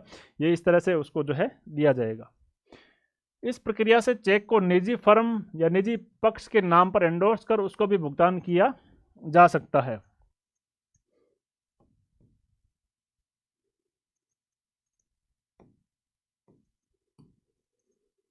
किस प्रक्रिया से? संदेशवाहक की प्रक्रिया से। गैर बैंकिंग कोषागार में जहां चेक का एंडोर्समेंट अप्राधिकृत, अपूर्ण या अन्य प्रकार से अनियमित है तो उसका भुगतान कोषाधिकारी द्वारा नहीं किया जाएगा। जब भुगतान पूर्ण या आंशिक रूप से बैंक ड्राफ्ट द्वारा वांछित हो तो चेक के साथ ड्राफ्ट का एक आवेदन भी बैंक में संलग्न किया जाएगा तथा भुगतान चाहने के तरीके का भी चेक जमा कराने की रसीद में उल्लेख किया जाएगा। और ये सब उस स्थिति में होगा जिस स्थिति में आप संदेशवाहक के माध्यम से पेमेंट चाहते हो। नकद के लेन देन से बचने के लिए चेक डाकघर के पक्ष में भी आरित किए जा सकते हैं। आप डाकघर से मंगा सकते हैं। बैंक ड्राफ्ट, मनी ऑर्डर आदि से भुगतान का विवरण प्रपत्र G103 में संदर्भित रजिस्टर में किया जाएगा। नियम 81 पहचान पत्र पर भुगतान। बैंकों द्वारा कार्यालय या विभाग को राजकीय चेकों का भुगतान खजांची कैशियर द्वारा इस नियम में दिए गए प्रारूप में पहचान पत्र प्रस्तुत करने पर ही किया जाएगा। आइडेंटिफाई के लिए उसको चाहिए कि भाई हाँ ये पहचान पत्र है और ये जो कर्मचारी है इसको लेने के लिए अधिकृत है, तो इसके माध्यम से ये किया जाएगा। ये पहचान पत्र कोषाधिकारी द्वारा रखे जाएंगे। जो ट्रेजरर है उसके पास ये पहचान पत्र रहेंगे तथा वही इन्हें विभागाध्यक्ष या कार्यालयाध्यक्ष को जारी करेगा। विभागाध्यक्ष या कार्यालयाध्यक्ष कोषाधिकारी को कैशियर एवं एक लिंक कैशियर के नाम सूचित करेगा तथा उनकी 3 फोटो भेजेगा। ये बताएगा कि ये हमारे ऑफिस का कैशियर है, कोई भी भुगतान देना है तो इसको है, और ये कैशियर छुट्टी पे रहे तो दूसरे वाला ये लिंक कैशियर है, ये रहेगा। और इन दोनों की अलग अलग 3-3 फोटो है जो कोषाधिकारी को भेजेगा। कौन भेजेगा? उस कार्यालय का अध्यक्ष या उस विभाग का अध्यक्ष। निर्धारित प्रक्रिया से पहचान पत्र तैयार कर एक फोटो परिचय पत्र पर और एक बैंक में तथा एक फोटो रिकॉर्ड में रखा जाएगा। कैशियर, लिंक कैशियर बदलने पर नए व्यक्ति का भी विधिवत परिचय पत्र तैयार किया जाएगा तथा पूर्व कैशियर का परिचय पत्र नियम अनुसार निरस्त किया जाएगा। यदि कोई नया आ गया है तो उसको प्रक्रिया के तहत नए वाले का इस प्रक्रिया के तहत नया बन जाएगा। पहचान पत्र धारक के अतिरिक्त अन्य किसी को भी भुगतान नहीं किया जाएगा। इसके लिए ही पहचान पत्र बनाया जा रहा है। कोषागार से चेक प्राप्त होने पर डीडीओ उसे बैंक द्वारा वांछित दस्तावेजों सहित बैंक को भुगतान के लिए प्रस्तुत करेगा। नियम 82 राजकीय लेन देनों का पूर्ण रुपयों में परिवर्तन, राउंडिंग ऑफ करना है। और वो आपको पता ही राउंडिंग ऑफ कैसे होता है। जैसे आधे रुपए की बात है, जहाँ पैसों की बात है तो उसको अगले में बदल देना या पिछले वाले में बदल देना, वो कैसे होता है देखते हैं। राजस्व व समायोजनों के लेन देन में यदि रुपये का भाग सम्मिलित हो, कोई भी पैसा सम्मिलित हो, तो उसे निकटतम पूर्ण रुपये में परिवर्तित कर दिया जाएगा। 50 पैसे एवं इससे अधिक भाग को अगले रुपये में बदल दिया जाएगा। जैसे कि 1 रुपया और 75 पैसे है तो इसको आपको क्या माना जाएगा? रुपये 2 माना जाएगा। 50 पैसे से कम भाग को छोड़ दिया जाएगा। जैसे 1 रुपया और 25 पैसे है तो इसको आपको राउंडिंग ऑफ करते समय 1 रुपया ही माना जाएगा। राज्य बीमा अंशदान राशि की किस्त पर सेवा कर, जो राज्य बीमा अंशदान की राशि है उसकी किस्त पर जो जीएसटी लग रहा है इसको राउंडिंग ऑफ नहीं किया जाएगा। उपयुक्त नियम के क्रियान्विति के लिए आपको कुछ दिशा निर्देश दिए गए हैं, वो ये हैं। कर्मचारियों के व्यक्तिगत क्लेम पर, यदि किसी कर्मचारी का कोई व्यक्तिगत क्लेम है वहाँ राउंडिंग ऑफ कैसे होगा देखते हैं। कर्मचारी को दे सभी राशियों, जैसे उसको वेतन बेसिक्स मिल रहा है, उसका महंगाई भत्ता है, डीए है, एचआरए है, मकान किराया भत्ता है, शहरी क्षतिपूर्ति भत्ता है एवं इसके वेतन बिलों से की जाने वाली सभी प्रकार की कटौतियों को अलग अलग निकटतम पूर्ण रुपये में बदल दिया जाएगा। जैसे मान लो किसी की बेसिक 45,164.63 रुपये है। वैसे पॉइंट में बेसिक होती ही नहीं है, लेकिन फिर भी यदि किसी का एचआरए निकल के आए पॉइंट में तो उनको अलग अलग रूप में राउंड ऑफ किया जाएगा। ऐसा नहीं कि सबको जोड़ करके फिर राउंड ऑफ, नहीं, अलग अलग किस किस को, बेसिक को, वेतन को, डीए को, मकान किराए का भत्ता और शहरी क्षतिपूर्ति भत्ता, इन सब को वेतन बिलों से की जाने वाली सभी प्रकार की कटौतियाँ, जैसे आपकी एसआई कटौती हो गई, आरजीएचएस की कटौती हो गई, जीपीएफ की कटौती हो गई, और कोई भी कटौती है, कितने भी प्रकार की कटौती, उनको अलग अलग रूप से आपको राउंडिंग ऑफ किया जाएगा।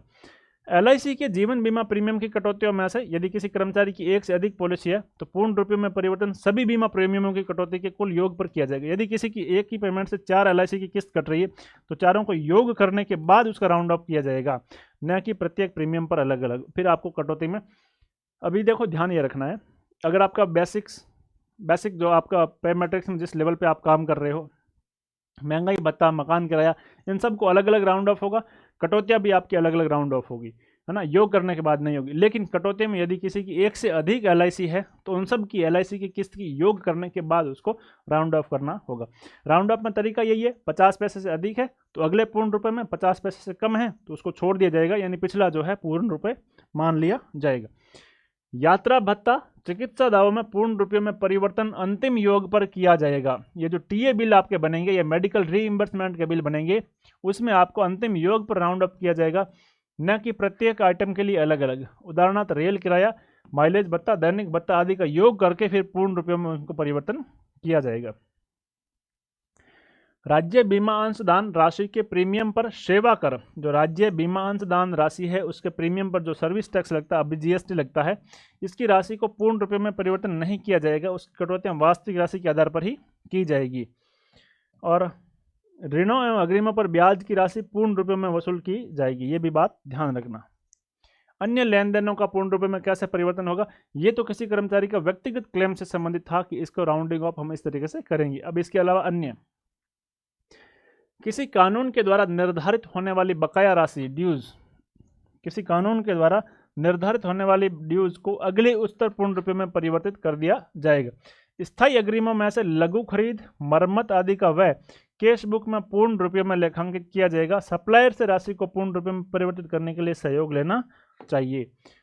सरकार एवं स्थानीय निकायों के मध्य लेन देन का पूर्ण रुपये में परिवर्तन इस नियम के अध्याय 16 में 276 के अनुसार किया जाएगा, जो अपने सिलेबस में है नहीं। राज्य बीमा के प्रीमियमों पर निर्धारित दरों के अनुसार सेवा कर और शिक्षा उपकर की वसूली वास्तविक आधार पर अर्थात पूर्ण रुपयों में परिवर्तन के बिना पॉइंट्स में जो हो रही है उसके अनुसार ही की जाएगी। किस किस की? राज्य बीमा की, जो SIPF का पोर्टल है, स्टेट इंश्योरेंस का, उसके प्रीमियम पर निर्धारित दरों के अनुसार सेवा कर, इस पर जो सर्विस टैक्स लगेगा और सेस लगेगा जो शिक्षा उपकर है, उसकी वसूली आपके बिल्कुल पॉइंट में ही होगी, वो राउंड ऑफ नहीं होगी। नियम 83 बिल पंजीका कह रहा है, इंपॉर्टेंट है, इस नियम 83 को आपको बहुत अच्छे से ध्यान में रखना है। बिल पंजीका प्रपत्र GA 59 पूरे के पूरे प्रपत्र GA फॉर्मेट में आपको करवा चुका हूँ, वहां से जाकर के देख लीजिएगा। बिल पंजीका प्रपत्र GA 59 में संधारित की जाएगी। कहाँ संधारित की जाएगी बिल पंजीका? तो बिल पंजीका किसी भी कोषागार में जहां वो बिल बन रहा है वहां पर, या उस उप कोषागार में जहां वो बिल बन रहा है वहां पर बिल पंजीका रखी जाएगी। किस फॉर्मेट में? प्रपत्र GA 59 में, नियम 83 के तहत। तथा कोषागार में भेजने से पूर्व सभी बिलों को बिल पंजीका में दर्ज करते हुए उन्हें एक संख्या दी जाएगी। अगर ये बिल किसी कार्यालय में बन रहे हैं तो वहां कार्यालय में रखी जाएंगे, और वही बिल कोषागार में बन रहे हैं तो कोषागार में रखे जाएंगे। जहां बिल बन रहा है, जिस ऑफिस में बिल बन रहा है, उस ऑफिस में बिल पंजीका प्रपत्र GA 59 में रखी जाएगी। कार्यालय में बन रही है तो कार्यालय में ये उसमें रखी जाएगी, उसके बाद बिल ट्रेजरी को फॉरवर्ड किए जाएंगे। चलिए आगे बढ़ते हैं। दावों को प्रस्तुत करना, नियम 84। आहरण एवं वितरण अधिकारी को प्रस्तुत किए गए बिल या क्लेम तथा कोषागार में प्रस्तुत किए गए चेक पर भुगतान प्राप्ति की विधिवत रसीद तथा आवश्यक होने पर टिकट लगा होना चाहिए। हम इस पर यह भी बात करेंगे कि कितनी राशि से अधिक के बिलों पर टिकट अनिवार्य है, वो आगे लिखा हुआ है। बिलों पर किए गए अन्य सभी भुगतानों के लिए आवश्यक होने पर टिकट सहित रसीद भुगतान के समय पर दी जाएगी। जहां कोषागार का नकद लेन देन बैंक द्वारा किया जाता है वहां पर यह नियम बैंकिंग कोषागार की कार्यप्रणाली के नियमों के अनुसार लागू होगा। सप्लायर्स द्वारा कार्यालय में प्रस्तुत बिल के साथ वास्तविक भुगतान से पूर्व ही अग्रिम रसीद लगाना आवश्यक है। बिल पंजीका और बिल प्रेषण पंजीका दोनों अलग अलग है, ध्यान रखना, और बहुत अच्छे से दोनों को मैं GA वाले फॉर्मेट में बता चुका हूँ। कार्यालय अध्यक्ष द्वारा प्रपत्र GA 24 में एक बिल प्रेषण पंजीका संधारित की जाएगी। सभी बिल इस पंजीका के माध्यम से ही कोषागार में प्रस्तुत किए जाएंगे। इस पंजीका की 2 सप्ताह में एक बार, कब? 2 सप्ताह में एक बार राजपत्रित अधिकारी द्वारा जांच की जाकर जांच का परिणाम उसमें अंकित किया जाएगा। किसका? प्रेषण, बिल प्रेषण पंजीका की जांच की जाएगी हर 15 दिन में एक बार। कोषागार में प्रस्तुत किए गए बिल का चेक प्राप्त होने पर डीडीओ द्वारा चेक संख्या एवं दिनांक बिल प्रेषण पंजिका के विशेष विवरण के कॉलम में अंकित करेगा। कोषागार द्वारा पारित किए गए सभी चेकों को भुगतान प्राप्त करने के लिए बैंक में भेजे जाने से पूर्व उसकी संख्या और दिनांक GA 55 संधारित नगद भुगतान की निगरानी पंजिका में भी दर्ज की जाएगी। इलेक्ट्रॉनिक भुगतान की स्थिति में TV number, treasury voucher number की रिपोर्ट सिस्टम पर उपलब्ध होगी। डीडीओ इस संख्या को अपनी GA 25 रजिस्टर में रिमार्क के कॉलम में प्रविष्टि कर भुगतान हो जाने के बारे में आश्वस्त हो जाएगा। तो GA 25 में ये जो है एंट्री करेगा जिसमें टीवी नंबर लिखेगा। जब कोई गैर सरकारी व्यक्ति किसी कार्य, सेवा या सप्लाई के लिए भुगतान का दावा प्रस्तुत करता है तो ऐसे दावे विभागाध्यक्ष या अन्य उत्तरदायी व्यक्ति जिसके आदेश से वह कार्य सेवा की गई थी के माध्यम से प्रस्तुत किए जाएंगे। स्थानीय निकायों, धार्मिक एवं अन्य गैर सरकारी संस्थाओं या व्यक्तियों को सहायता, अनुदान, अंशदान आदि के बिल किसी उत्तरदायी कर्मचारी के माध्यम से या उसके द्वारा काउंटर साइन के बाद भुगतान हेतु प्रस्तुत किए जाएंगे। प्रति हस्ताक्षर के बाद कोषागार में बिल प्रस्तुत करने के लिए इन्हें भी बिल प्रेषण पंजिका का संधारण करना होगा। नियम 85 रसीदों के लिए टिकट। अभी हम बात कर रहे थे ना कितने रुपए के अधिक बिलों पर रसीदों पर टिकट लगने, रेवेन्यू स्टाम्प लगना जरूरी है। तो रुपये 5,000 से अधिक की राशि रुपये 5,000 से अधिक राशि के रसीदों पर टिकट, रेवेन्यू टिकट लगाना आवश्यक होगा। इस बात को गिन के गांठ मान लो, आपके एग्जाम में यह सवाल पूछा जा सकता है। ये लिमिट पूछी जा सकती है, कितनी है ये लिमिट? रुपये 5,000 से अधिक के जितनी भी राशि रसीद होगी उस पर रेवेन्यू टिकट अनिवार्य रूप से लगाया जाएगा। स्टाम्प एक्ट्स में निम्नलिखित को स्टाम्प ड्यूटी से मुक्त कर दिया गया है। किन किन को? सरकार की ओर से या सरकार द्वारा दी गई रसीदें इसमें स्टाम्प ड्यूटी से मुक्त है। बिना प्रतिफल के, विदाउट कंसिडरेशन के किसी भी भुगतान के लिए रसीद, जैसे सहायता, अनुदान आदि के भुगतानों के लिए भी रसीदों पर कोई स्टाम्प ड्यूटी नहीं लगेगी। विभागीय क्रय के लिए कर्मचारियों को दी गई राशि पर भी नहीं लगेगी। पीडब्ल्यूडी या वन विभाग द्वारा आहरित किए जाने वाले बिलों पर भी स्टाम्प ड्यूटी नहीं लगेगी। यहाँ पर भी आपको 5,000 रुपये से अधिक भी होगी तो भी रेवेन्यू टिकट लगाना जरूरी नहीं है। मनी ऑर्डर्स पर प्राप्तकर्ता द्वारा दी गई रसीद, भारत सरकार के प्रोमिसरी नोट्स पर ब्याज के भुगतान के लिए दी गई रसीदें, अकाल राहत कार्यों पर मजदूरी के 5,000 रुपये से अधिक के भुगतान की रसीदें और राजपत्रित अधिकारियों के बैंक खाते में जमा कराए गए उसके वेतन भत्तों के भुगतान, इन सब को इससे बाहर रखा गया है। अब उप कोषागार में भुगतान कैसे होगा उसके बारे में नियम 86 कह रहा है।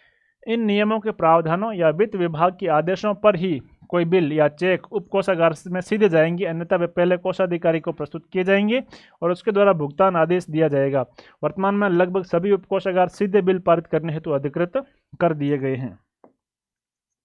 बिल आदि की डुप्लीकेट प्रतियों के बारे में नियम 87 बात कर रहा है। क्या है? ज़्यादा उलझना नहीं है, ज़्यादा कॉम्प्लिकेशन आपको रखना नहीं है, बहुत सरल सा रहना है और एक एक नियम को याद करके उसकी कंटेंट को समझने का प्रयास करना है। भुगतान किए जा चुके बिलों या अन्य दस्तावेजों की डुप्लीकेट प्रतियां इस आधार पर जारी नहीं की जाएगी कि मूल प्रति खो गई है। ये हमने पिछली क्लासों में भी देखा था कि इस आधार पर कोई प्रमाण पत्र भी जारी नहीं किया जाएगा। तो यहाँ पर बिल की बात हो रही है। कोई भी बिल जिसका भुगतान किया जा चुका है या अन्य दस्तावेजों की डुप्लीकेट प्रतियां इस आधार पर जारी नहीं की जाएगी कि मूल प्रति खो गई है। इस प्रकार की कोई आवश्यकता होने पर डुप्लीकेट प्रति के बजाय इस बात का प्रमाण पत्र दिया जाएगा, ये जो है सर्टिफिकेट दिया जाएगा कि उक्त विशिष्ट दिन विशेष राशियां उक्त व्यक्ति को दी गई थी। मूल प्रतियां खोने के आधार के अतिरिक्त ऐसे प्रकरणों में जिनमें किसी नियम या आदेश के अनुसरण में डुप्लीकेट प्रति तैयार कर मूल प्रति के साथ संलग्न करनी पड़ती है, पर यह निषेध लागू नहीं होगा।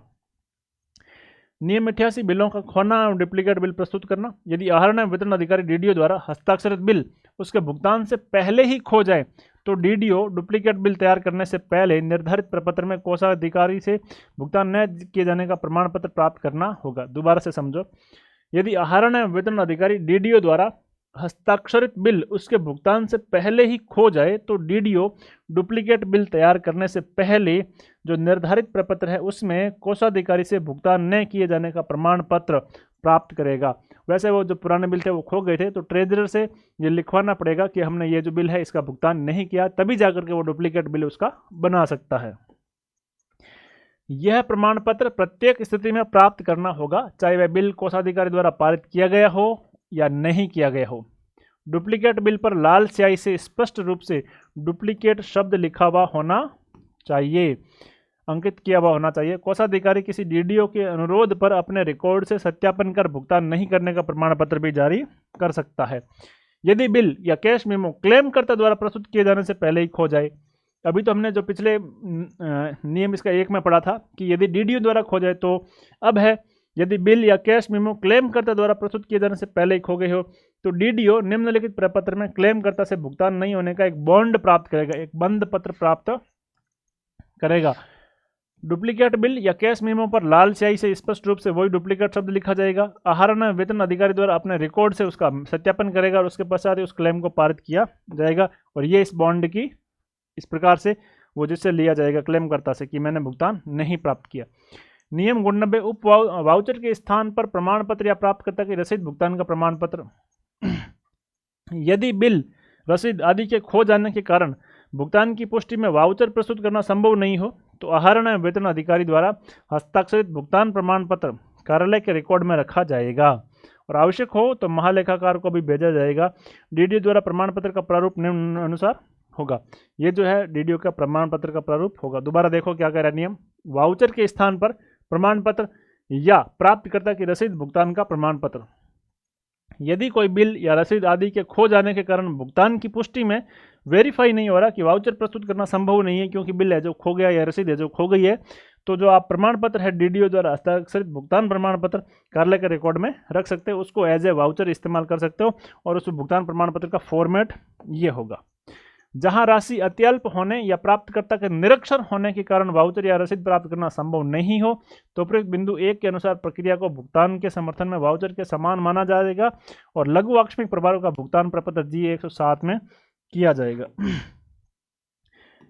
पोस्ट ऑफिस के वीपीपी वैल्यू पेड पोस्ट द्वारा प्राप्त वस्तुओं के संदर्भ में वीपीपी का कवर पृष्ठ बिल सहित वाउचर के रूप में स्वीकार किया जाएगा। कोई भी अगर आपको डाक से बाई पोस्ट से वीपीपी मिला है तो उसका जो कवर है वो भी आप उसके वाउचर के रूप में इस्तेमाल कर सकते हैं। उस कवर पृष्ठ पर यह अंकित करना चाहिए कि भुगतान डाकघर के माध्यम से किया गया था और इसे मनी ऑर्डर कमीशन भी इसमें शामिल है, तो वो आपके उप वाउचर के रूप में इस्तेमाल हो सकता है जो हमें डाक से लिफाफा मिला है। डीडीओ द्वारा वाउचर की प्रमाणित प्रतिलिपि अपने कार्यालय के रिकॉर्ड को पूर्ण करने के लिए रखी जा सकती है, लेकिन प्राप्तकर्ता के लिए इस प्रति पर हस्ताक्षर करने या भुगतान प्राप्ति की स्वीकृति डुप्लीकेट कॉपी में देने की आवश्यकता नहीं होगी। ये इस चैप्टर के 2 भाग हुए, अभी 4 भाग और हैं लेकिन इतने बड़े नहीं हैं। अब समय अतीत क्लेम पूर्व जांच, टाइम बेड क्लेम होता क्या है, अवधि पार दावे क्या होते हैं, उससे संबंधित नियम 90 इसमें व्याख्या करा। नियम 74 से शुरू किया था हम लोगों ने, 124 तक चलेंगे। थोड़ा पैसेंस रखना, सेशन बड़ा है लेकिन पूरा जरूर देखना, हर एक चीज इंपॉर्टेंट है, हर एक नियम इंपॉर्टेंट है। समय अतीत क्लेम या अवधि पार दावे क्या होते हैं उससे संबंधित नियम 90 व्याख्या कर रहा। क्या व्याख्या कर रहा देखते हैं। पेंशन, सरकारी प्रतिभूतियों पर ब्याज या विशेष नियमों आदेशों से नियमित होने वाले किसी अन्य वर्ग के भुगतानों के अलावा, किस किस के, पेंशन के, सरकारी प्रतिभूति जो गवर्नमेंट सिक्योरिटीज है उस पर मिलने वाला ब्याज या कोई स्पेशल प्रोविजन से नियमित होने वाले किसी अन्य वर्ग के भुगतान, इनके अतिरिक्त वेतन भत्तों, यात्रा भत्तों, चिकित्सा पुनर्भरण, आकस्मिक व्यय, सहायता अनुदान, छात्रवृत्ति, संकर्म वर्क्स, वन विभाग से संबंधित भुगतान आदि के क्लेम देय होने की तिथि से 2 वर्ष की अवधि में आवश्यक रूप से कोषागार में प्रस्तुत कर दिए जाने चाहिए। देय होने की तिथि से अगले 2 साल के भीतर ये जो दावे हैं ये को मतलब इनका बिल बन जाना चाहिए। यदि ऐसा नहीं बनता, ये ध्यान रखना, कब से, देय होने की तिथि से 2 वर्ष की अवधि, कब तक, देय होने की तिथि से 2 वर्ष की अवधि में आवश्यक रूप से कोषागार में प्रस्तुत कर दिए जाने चाहिए। यदि ये दावे 2 वर्ष की अवधि में प्रस्तुत नहीं किए जाते हैं तो ऐसे क्लेम समय अतीत क्लेम माने जाएंगे तथा ऐसे टाइम बेड क्लेम को सक्षम प्राधिकारी की स्वीकृति के बिना पारित किए जाने तो प्रस्तुत नहीं किया जा सकेगा। दोबारा समझो, कुछ चीज़ों को छोड़ करके, जैसे पेंशन है उसको छोड़ दो, सरकारी प्रतिभूतियों पर ब्याज है उसको छोड़ दो, या कोई स्पेशल प्रोविजन के तहत कोई और भुगतान करना, उनको छोड़ करके अलावा अन्य जैसे वेतन भत्ते, यात्रा TA bill, medical reimbursement, emergency fund, grant in aid या स्कॉलरशिप या वर्क्स के या वन विभाग से संबंधित भुगतान के दावे देय होने की तिथि से, जिस दिन को दिया जा सकता है उस दिन की तिथि से अगले 2 वर्ष के भीतर ट्रेजरी में प्रस्तुत कर दिए जाने चाहिए। और यदि नहीं किए जाते हैं तो ऐसे दावे जो 2 वर्ष की अवधि तक ट्रेजरी में प्रस्तुत नहीं किए गए, तो ऐसे क्लेम समयातीत क्लेम माने जाएंगे और इनका सक्षम प्राधिकारी की स्वीकृति के बिना इनको फिर पारित किया जाना संभव नहीं होगा। तो अवधि कितनी? देय तिथि से 2 साल के भीतर भीतर। और कौन कौन शामिल नहीं है? पेंशन शामिल नहीं है, स्पेशल प्रोविजन यदि कोई गवर्नमेंट करती तो वो शामिल नहीं है, और सरकारी प्रतिभूति पर मिलने वाला ब्याज इनमें शामिल नहीं है। वो 2 साल बाद भी आप इसको प्रस्तुत कर सकते हो। लेकिन वेतन bill, TA bill, medical reimbursement, scholarship, grant in aid या वन विभाग या वक्फ से जितने भी है दावे, वो देय होने की तिथि से 2 वर्ष के भीतर भीतर कोषागार में प्रस्तुत करने अनिवार्य होते हैं। कार्यालय अध्यक्ष यह सुनिश्चित करेगा कि सभी दावे उनके देय होने की तिथि से 2 वर्ष की अवधि में भुगतान हेतु प्रस्तुत कर दिए जाएंगे। इसके लिए मित्रों उत्तरदायी कौन रहेगा? कार्यालय अध्यक्ष रहेगा। कार्यालय अध्यक्ष को ही यह सुनिश्चित करना होगा कि मेरे कार्यालय में जितने भी दावे हैं मैं इनको देय होने की तिथि से 2 साल के भीतर भीतर ट्रेजरी फॉरवर्ड कर दूंगा। 2000 रुपये या उससे कम के दावों पर यह नियम लागू नहीं होगा। इंपॉर्टेंट है इसको। समयातीत क्लेम 2000 कम से नहीं होना चाहिए। उन्हें ड्यू होने की तिथि से 3 वर्ष में प्रस्तुत किया जा सकता है। किनको? जिनके राशि बिल की राशि 2000 रुपये से कम है, परंतु शर्त यह होगी कि एक ही समय के क्लेम को इस क्षेत्राधिकार में लाने हेतु विभाजित नहीं किया जाएगा। 3 वर्ष से अधिक पुराने 100 रुपये तक के लघु क्लेम तुरंत अस्वीकार किए जाएंगे यदि उनकी प्रस्तुति में हुई देरी के लिए पर्याप्त स्पष्टीकरण नहीं दिया गया हो। नियम 91 पूर्व जांच। सभी समयातीत क्लेम की कार्यालय अध्यक्ष, प्रादेशिक अधिकारी, विभाग अध्यक्ष द्वारा वित्तीय शक्तियों के प्रत्यायोजन में उनको प्राप्त शक्तियों एवं नियत तरीके के अनुसार पूर्व जांच के बाद ही स्वीकृति एवं भुगतान किया जाएगा। इसका संबंध पिछले वाले नियम से। देखो पिछले वाले नियम में एक शब्द आया था, सक्षम प्राधिकारी की स्वीकृति के बिना नहीं किया जा सकता। तो ऐसे टाइम बेड क्लेम सक्षम प्राधिकारी ये लोग कौन? कार्यालय अध्यक्ष या प्रादेशिक अधिकारी या विभागाध्यक्ष। उनके पास यदि कोई टाइम बेड क्लेम जाता है तो वो नियम 91 के तहत पूर्व जांच होगा। नियम 90 कौन कौन से दावे टाइम बेड होंगे, कब कब होंगे, उसके बारे में लिखा। नियम 91 उसके अगले वाला अधिकारी इसकी पूर्व जांच कैसे करेगा। सभी समयातीत क्लेम की कार्यालय अध्यक्ष, प्रादेशिक अधिकारी, विभाग अध्यक्ष द्वारा वित्तीय शक्तियों की प्रत्यायोजन में उनको प्राप्त शक्तियों एवं नियत तरीके के अनुसार पूर्व जांच के बाद ही स्वीकृत एवं भुगतान किया जाएगा। नियम 92 पूर्व जांच के लिए क्या क्या आवश्यकताएं है वो इसमें कहा गया है। सभी समयातीत दावे निम्नलिखित से समर्थित होने चाहिए। कार्यालय अध्यक्ष का यह प्रमाण पत्र कि उसमें उपलब्ध अभिलेख के अनुसार प्रासंगिक भुगतान पूर्व में नहीं किया गया हो, ये एक अभिलेख पत्र होगा। कार्यालय अध्यक्ष देगा, यह प्रमाण पत्र देगा कि जितने भी रिकॉर्ड है उसके अनुसार इस प्रकार का भुगतान जो टाइम बेड है वो पहले नहीं किया गया है। संबंधित क्लेमेंट जिसको दावा भुगतान किया जाना है उससे प्राप्त प्रमाण पत्र जिसमें यह स्पष्ट उल्लेख है कि दावे की राशि उसने पहले प्राप्त नहीं की है, और संबंधित क्लेमेंट द्वारा निर्धारित प्रारूप में एक क्षतिपूर्ति बंध पत्र, यानी बाद में पता चलता है कि आपने ये दावा पहले उठा लिया है तो बॉन्ड भरा जाएगा। उस बॉन्ड में यह लिखा जाएगा कि यदि मैंने पहले उठा लिया या पाया गया तो मैं इसको रिफंड कर दूंगा। देखिए समय नियम 92 कह रहा है पूर्व जांच के लिए क्या क्या आवश्यक प्रमाण पत्र है। तो सबसे पहले कार्यालय अध्यक्ष ये प्रमाणित करेगा कि ये जो दावा है इससे संबंधित पहले बिल नहीं बना और ये राशि पहले नहीं उठाई गई है। क्लेमेंट भी एक प्रमाण पत्र देगा कि मैंने ये जो राशि है ये पहले नहीं उठाई है, और साथ ही साथ एक बॉन्ड भी देगा जिसमें अधिक भुगतान पाए जाने पर उसको रिफंड करने का वचन होगा। पूर्व जांच के लिए समय सीमा की गणना कितनी होगी कि उपयुक्त निर्धारित नियम 90 के अनुसार समय सीमा भुगतान देय होने की तिथि से निम्न अनुसार होगी। कौन कौन सा दावा पूर्व जांच में कितने कितने टाइम तक होगा।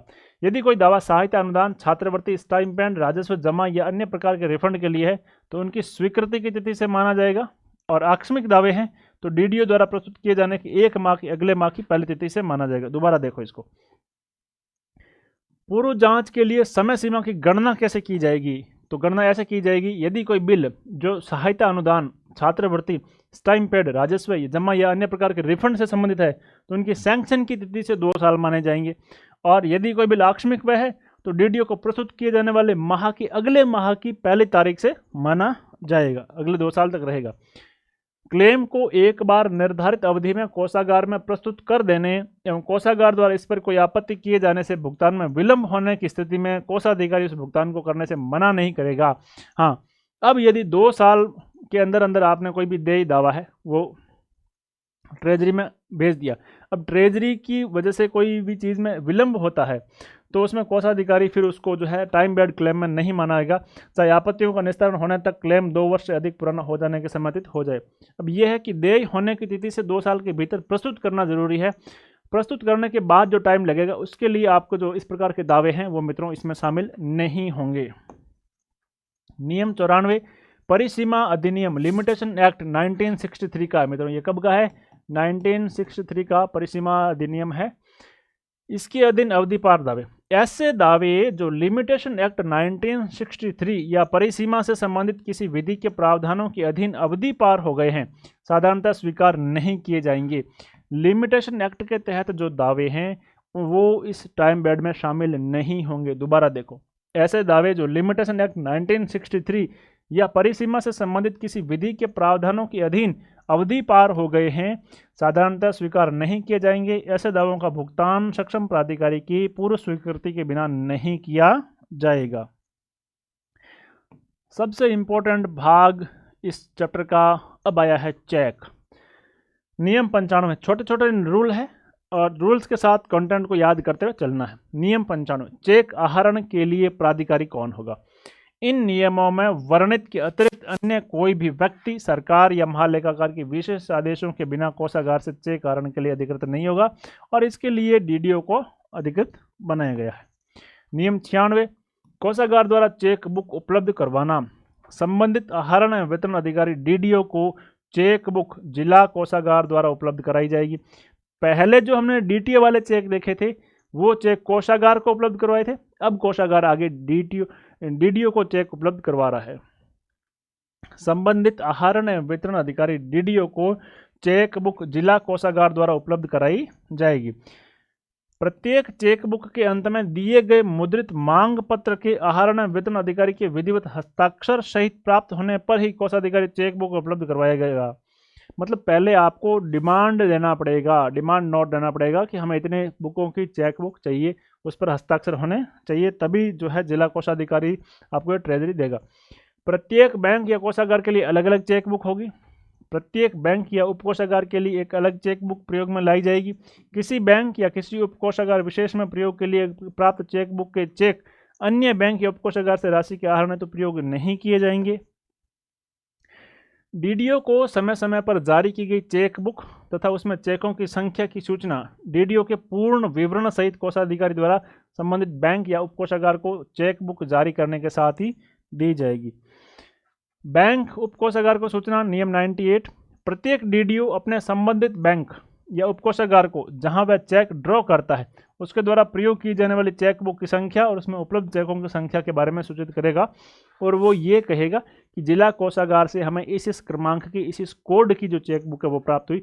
वो अपने सब ट्रेजरी में इसके बारे में कहेगा। कौन कहेगा? डीडीओ इसकी सूचना जो देगा। नियम 99 चेक बुक की जांच। चेक बुक प्राप्त होने पर डीडीओ द्वारा उसकी सावधानीपूर्वक जांच की जाएगी। प्रत्येक चेक बुक के प्रत्येक पेज यानी प्रत्येक चेक को गिन करके उसके ऊपरी पेज पर यह संख्या अंकित करेगा कि इस चेक बुक में 25 चेक है या इस चेक बुक में 50 चेक है, कितने पेज है, वो सब उसके ऊपर अंकित करेगा। कौन करेगा? डीडीओ करेगा। जैसे ही उसको चेक बुक मिलती है वो प्रत्येक चेक को काउंट करके बाकायदा प्रत्येक चेक का नंबर अलग अलग होगा, सीरीज नंबर होगा, वो उसकी कुल संख्या कितनी है, कोई भी चेक पहले से फटा हुआ तो नहीं है या पहले से उसमें अनअवेलेबल तो नहीं है या उसकी प्रिंटिंग मिस्टेक तो नहीं है, ये सब चीज़ें डीडीओ उसकी चेक बुक की जाँच करेगा। चेक बुक की अभिरक्षा custody of cheque book. Cheque बुकों को डीडीओ द्वारा ताले में अपनी व्यक्तिगत अभिरक्षा में रखा जाएगा। ये वो अगर वो कार्य मुक्त हो गया तो कार्यभार ग्रहण करने वाले अधिकारी को यह चेक बुक की रसीद बुक है उसको संभलाएगा और उससे रसीद प्राप्त करेगा कि मैंने ये जो सारी चेक बुक है ये नए चार्ज लेने वाले व्यक्ति को संभला दी है। चेक को लिखने में सावधानी क्या होनी चाहिए? नियम 101 नियम 100 चेक बुक की अभिरक्षा। नियम 101 चेक को लिखने में सावधानी क्या होनी चाहिए? Precaution in writing cheques. सभी चेकों पर कोने में एक ऐसी राशि अंकित की जाएगी जो उस चेक की राशि से कुछ ज़्यादा हो। जैसे 108 रुपये के चेक पर बिलो रुपये 110 लिखा जाना चाहिए। राशि का अंकन नियम 80(3) के अनुसार किया जाएगा। जैसे शब्दों में अंकों में है ना, 1100 नहीं लिखा जाएगा, 1100 लिखा जाएगा। चेक लिखने में यह अवश्य देखना चाहिए कि सामान्य प्रकार के छल, जैसे 1 को 4 में बदलना, ये किसी ने 1 किया है और वहाँ आप इसको ऐसे भी कर सकते हो। 20 को 70 में बदलना, किसी ने ऐसे किया है, 20 को आप इसको ना इस तरह से 70 में नहीं बदल सकते, इस तरह से आदि के लिए कोई गुंजाइश ही नहीं हो, कोई ऐसी आप गुंजाइश ही मत छोड़ो चेक भरते समय, ताकि कुछ संख्या बदली जा सके। चेक लिखने में यह अवश्य रूप से देखना चाहिए कि सामान्य प्रकार के छल, जैसे 1 को 4 में बदलना, 20 को 70 में बदलना आदि के लिए कोई गुंजाइश नहीं रह पाई। कोषाधिकारी बैंक द्वारा के शब्दों एवं अंकों की राशि की अत्यंत सावधानीपूर्वक जांच की जानी चाहिए। नियम 102 सरकारी बकायों के निस्तारण में रेखांकित आदेशवाक व धारक चेक जारी करना। सरकारी बकायों के लिए आहरण एवं वितरण अधिकारी डीडीओ द्वारा विभागों को जारी किए जाने वाले चेक सदैव रेखांकित किए जाकर उन पर अकाउंट पेई ओनली नॉट नेगोशिएबल लिखा जाना चाहिए। निगमों या ठेकेदारों या फर्मों के पक्ष में जारी चेक्स को रेखांकित कर अकाउंट पेई ओनली लिखाया जाना चाहिए, या इस तरह से उस पर डबल क्लिक करके वहां लिख सकते हो एसी पे ओनली, है ना, अकाउंट पे ओनली, इस तरह से लिख सकते हो, लिखना चाहिए। राजकीय कर्मचारियों एवं निजी व्यक्तियों के पक्ष में जारी चेक्स रेखांकित किया जाकर अकाउंट पे किए जाने चाहिए। उनके विशेष अनुरोध पर चेक को के आदेश पर टू ऑर्डर के रूप में जारी किए जा सकेंगे। ऐसे में टू ऑर्डर यदि किसी को जारी किया गया है तो ऐसे में इस प्रकार के चेक के कारण होने वाले किसी भी प्रकार के गलत भुगतान के लिए चेक को आहरित करने वाला ही पूर्ण रूप से जिम्मेदार होगा जो ड्रॉ कर रहा है। अतः उसे भुगतान के लिए दावा करने वाले व्यक्ति की पहचान के बारे में पूर्ण रूप से संतुष्ट हो जाना चाहिए कि जो मैं टू ऑर्डर जिसके बारे में कर रहा हूं वो एकदम से सही है या नहीं। आदेश पर देय चेक का भुगतान कोषागार बैंक द्वारा स्वयं प्राप्तकर्ता या अन्य व्यक्ति जिसे वह पृष्ठांकित किया गया हो के द्वारा रसीद देने पर ही किया जाएगा। कार्यालय अध्यक्ष आहरण एवं वितरण अधिकारी डीडीओ के पक्ष में उसके पद नाम ऑफिशियल डेजिग्नेशन से जारी किए गए चेक को उसके दौरे पर होने या अन्य किसी कारण से अनुपस्थित होने पर उसके द्वारा लिखित में प्राधिकृत किए गए किसी अधीनस्थ राजपत्र अधिकारी द्वारा भी भुगतान हेतु पृष्ठांकित किया जा सकता है।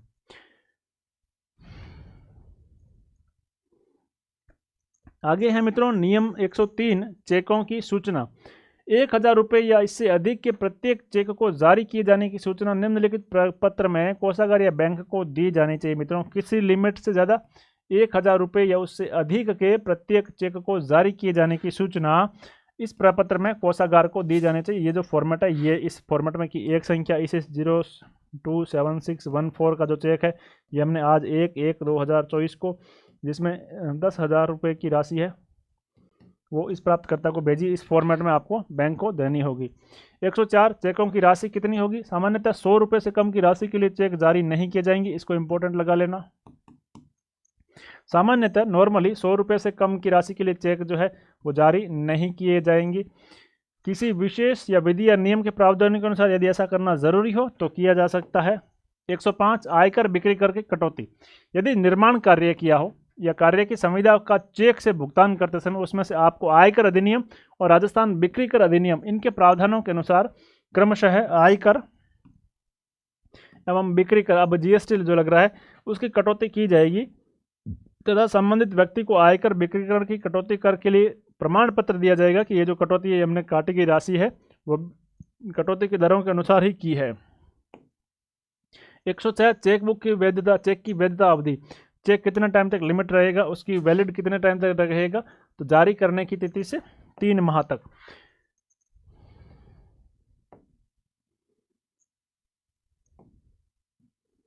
तो देखिए चेक प्राधिकृत किए जाने के बाद, मतलब क्या, उस पर हस्ताक्षर और उस पर डेट डालने के बाद 3 माह की अवधि में कभी भी भुगतान योग्य होगा, परंतु चेक की वैधता 31 मार्च तक। हम पहले इसको अच्छे से समझ चुके हैं कि यदि 31 मार्च यानी उस वित्तीय वर्ष की समाप्ति तक हो रहा है तो उससे पहले आप उसको भुना लें, इनकैश करवा लें, अर्थात उस वित्तीय वर्ष की समाप्ति तक ही होगी। चेक को प्राधिकृत किए जाने की तिथि से 12 माह में कभी भी भुगतान हेतु रीवैलिड पुनर्वैध किया जा सकता है।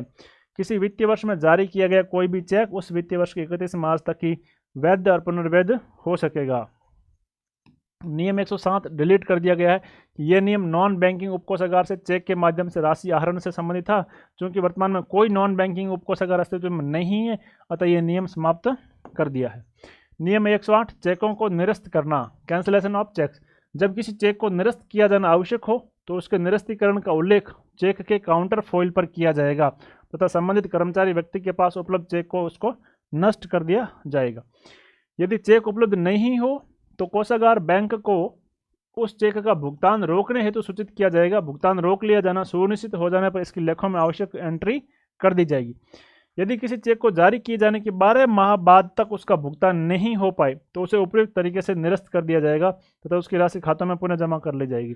क्यों? क्योंकि एक बार की वैलिड में 3 महीने है, लेकिन 3 महीने बाद भी अगले 12 महीने के अंदर अंदर वो जो है उसको पुनर्वैध करवा सकता है, लेकिन 31 मार्च से पहले उसको पुनर्वैध करवाना जरूरी है। यदि ऐसा नहीं हो तो उसको भी है जो कैंसिल माना जाएगा। नियम 109 अनुपयोजित चेकों को लौटाना।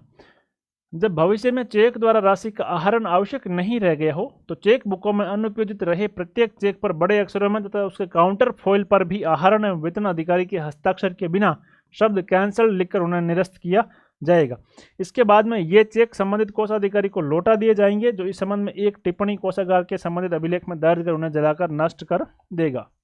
नियम 110 इससे संबंधित चेक की सिक्योरिटी से संबंधित चेक या चेक का बंडल खो जाना। यदि किसी चेक या चेक का बंडल खो जाए तो तुरंत संबंधित बैंक शाखा को सूचित किया जाना चाहिए कि इस क्रमांक का जो चेक बंडल है या चेक है जो खो गया है। कोई भी चेक जारी कर दिया है फिर वो खो गया है। यदि डीडीओ को जारी किया गया कोई चेक भुगतान से पहले ही खो जाए तो उस पर निम्नलिखित कार्रवाई करनी होगी। आहरण एवं वेतन अधिकारी कारणों को अभिलिखित करेगा, कारणों को बताएगा और तुरंत कोषागार को सूचित करेगा। कोषागार संबंधित बैंक शाखा को भुगतान रोकने का आदेश देगा। भुगतान नहीं होने के उचित सत्यापन या चेक की वैधता अवधि समाप्त हो जाने पर कोषागार द्वारा नॉन पेमेंट सर्टिफिकेट जारी किया जाएगा। बिल पर लगे पारित आदेश को निरस्त कर कोषागार द्वारा बिल पुनः आहरण एवं वेतन अधिकारी को लौटा दिया जाएगा।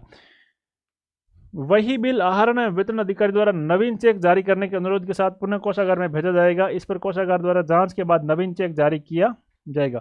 निम्नांकित प्रपत्र में कोषागार से नॉन पेमेंट सर्टिफिकेट प्राप्त किया जाएगा।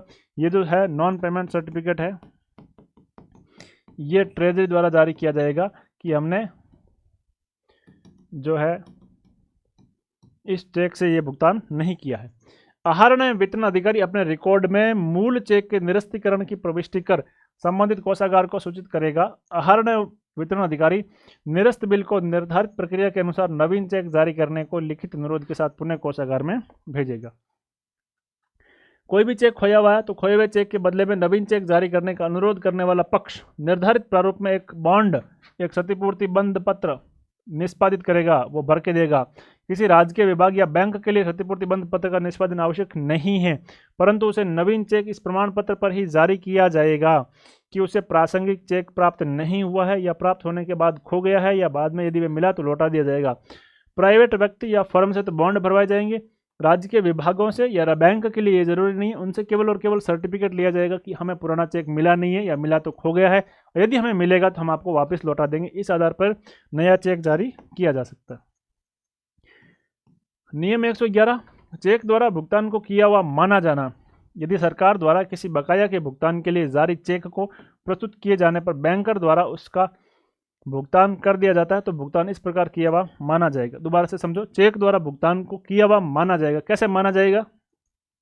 यदि सरकार द्वारा किसी बकाया के भुगतान के लिए जारी चेक को प्रस्तुत किए जाने पर बैंकर द्वारा उसका भुगतान कर दिया जाता है तो भुगतान इस प्रकार से माना जाएगा। यदि चेक प्राप्तकर्ता या उसके अधिकृत किसी संदेशवाहक को सौंपा गया था तो चेक सौंपने की दिनांक को भुगतान करने की तिथि मानी जाएगी। ध्यान से देखना, यदि चेक जिसको देना है उसको या उसके द्वारा किसी अधिकृत संदेशवाहक को चेक सौंपा गया था तो चेक सौंपने की दिनांक को भुगतान करने की तिथि माना जाएगा।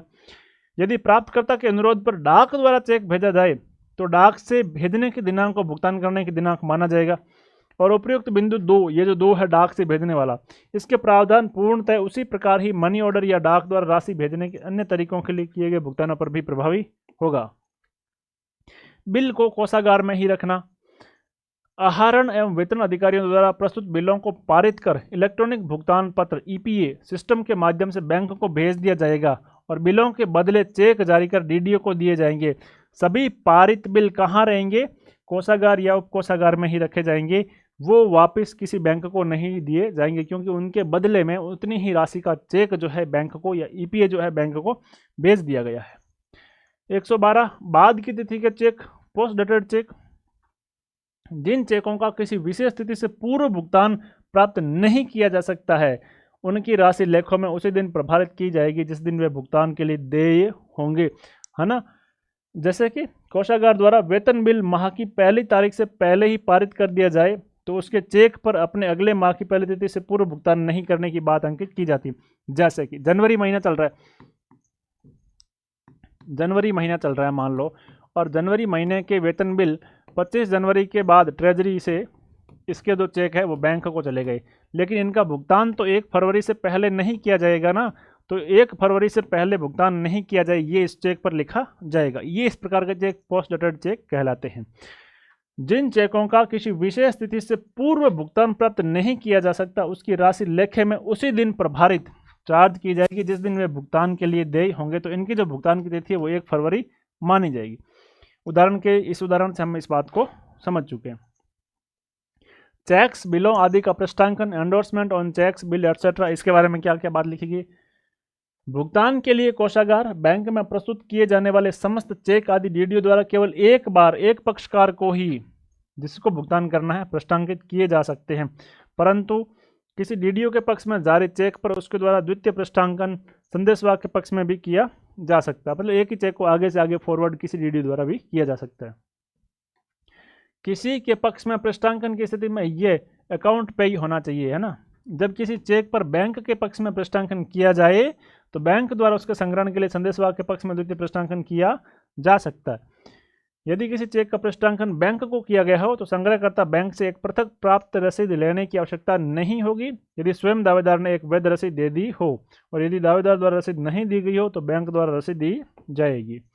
अब भुगतान की अन्य विधियां क्रेडिट पर थी, कुछ साख पत्र पर नियम 114 और 115 दोनों थे, इन दोनों को विलोपित कर दिया।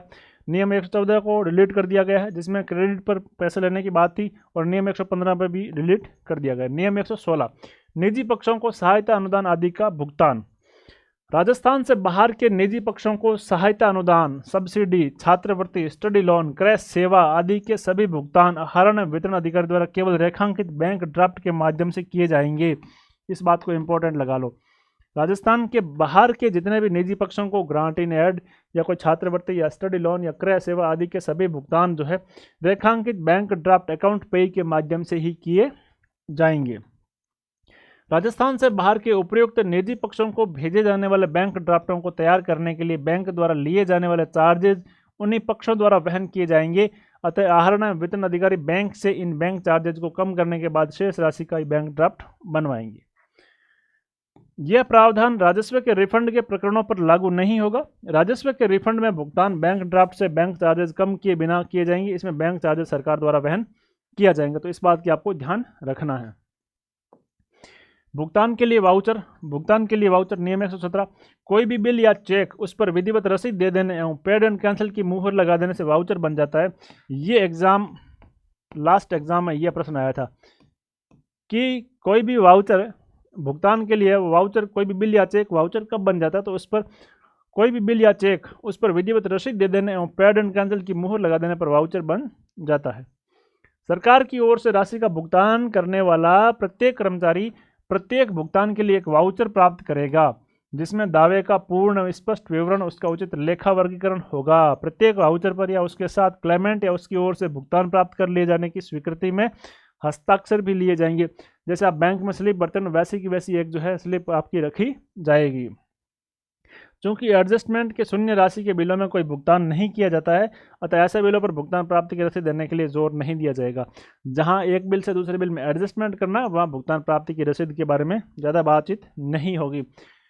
प्राप्तकर्ता द्वारा नकद या चेक से एक ही समय पर प्राप्त किए गए एक से अधिक भुगतानों की एक ही रसीद दी जा सकती है।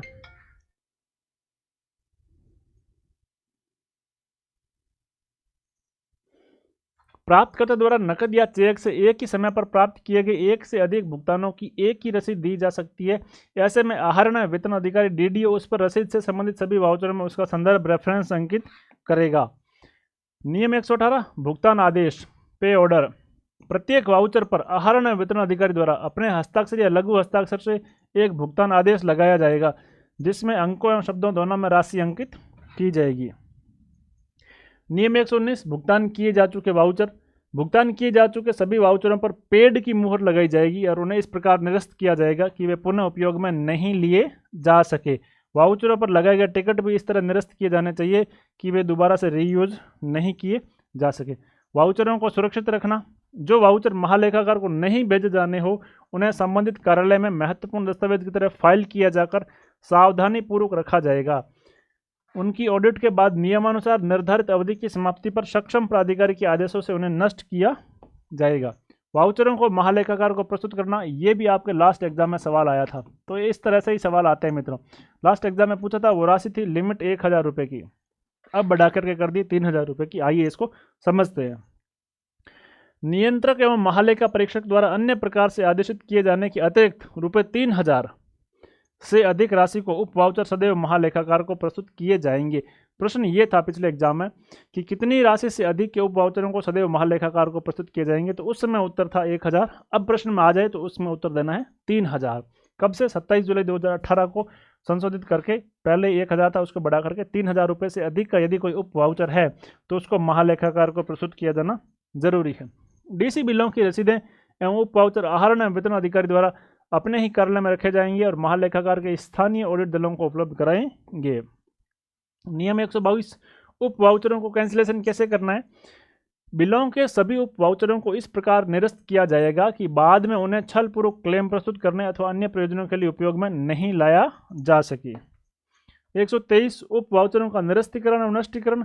उप वाउचरों का दुरुपयोग रोकने के लिए आहरण एवं वितरण अधिकारियों एवं नियंत्रण अधिकारियों द्वारा उप वाउचरों के निरस्तीकरण एवं नष्टीकरण में निम्नलिखित नियमों का ध्यान रखना चाहिए। कौन कौन से? ये किसी प्रकरण के लिए नियमों या आदेशों में स्पष्ट रूप से कोई अलग प्रकार का प्रावधान नहीं हो तो 3 वर्ष की अवधि की समाप्ति तक कोई भी उप वाउचर नष्ट नहीं किया जाएगा। ये आपसे अवधि एग्जाम में पूछी जा सकती है कि किसी भी उप वाउचर को कितने समय तक सुरक्षित रखना जरूरी है।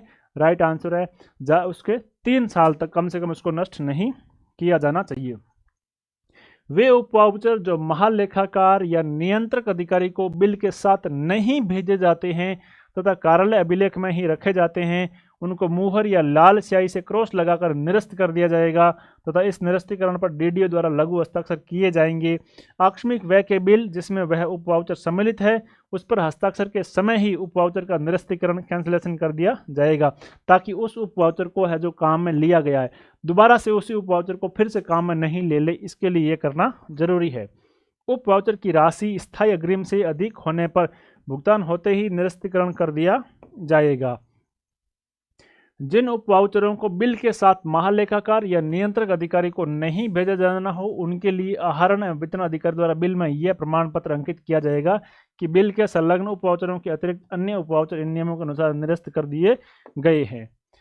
अधिक भुगतान की वसूलियाँ, रिकवरीज ऑफ ओवर पेमेंट, नियम 124 और एक ही आज का अपना लास्ट नियम है, इसको आप इंपॉर्टेंट लगा लो,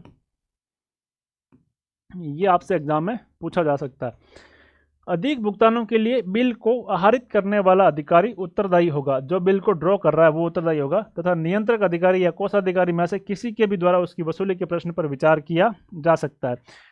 अधिक भुगतान कर लिया तो भुगतान प्राप्त करने वाला उसके लिए ऑथराइज होगा और उस पर रिकवरी के लिए या तो नियंत्रण अधिकारी या कोषाधिकारी उसकी जो रिकवरी है वो निकाल सकेगा। यद्यपि अधिक भुगतान की जिम्मेदारी के संबंध में किसी प्रकरण विशेष में सरकार कोई अन्य विशेष के आदेश को प्रसारित कर सकती। तो मित्रों ये था आपका चैप्टर नंबर 6, जिसमें रूल 74 से रूल 124 तक कुल 51 रूल हमने इसमें पढ़े। थोड़ा सा लंबा सेशन था, थोड़ी सी लंबी क्लास थी। इस पूरे सेशन को लास्ट तक देखने के लिए आप सभी का बहुत बहुत धन्यवाद।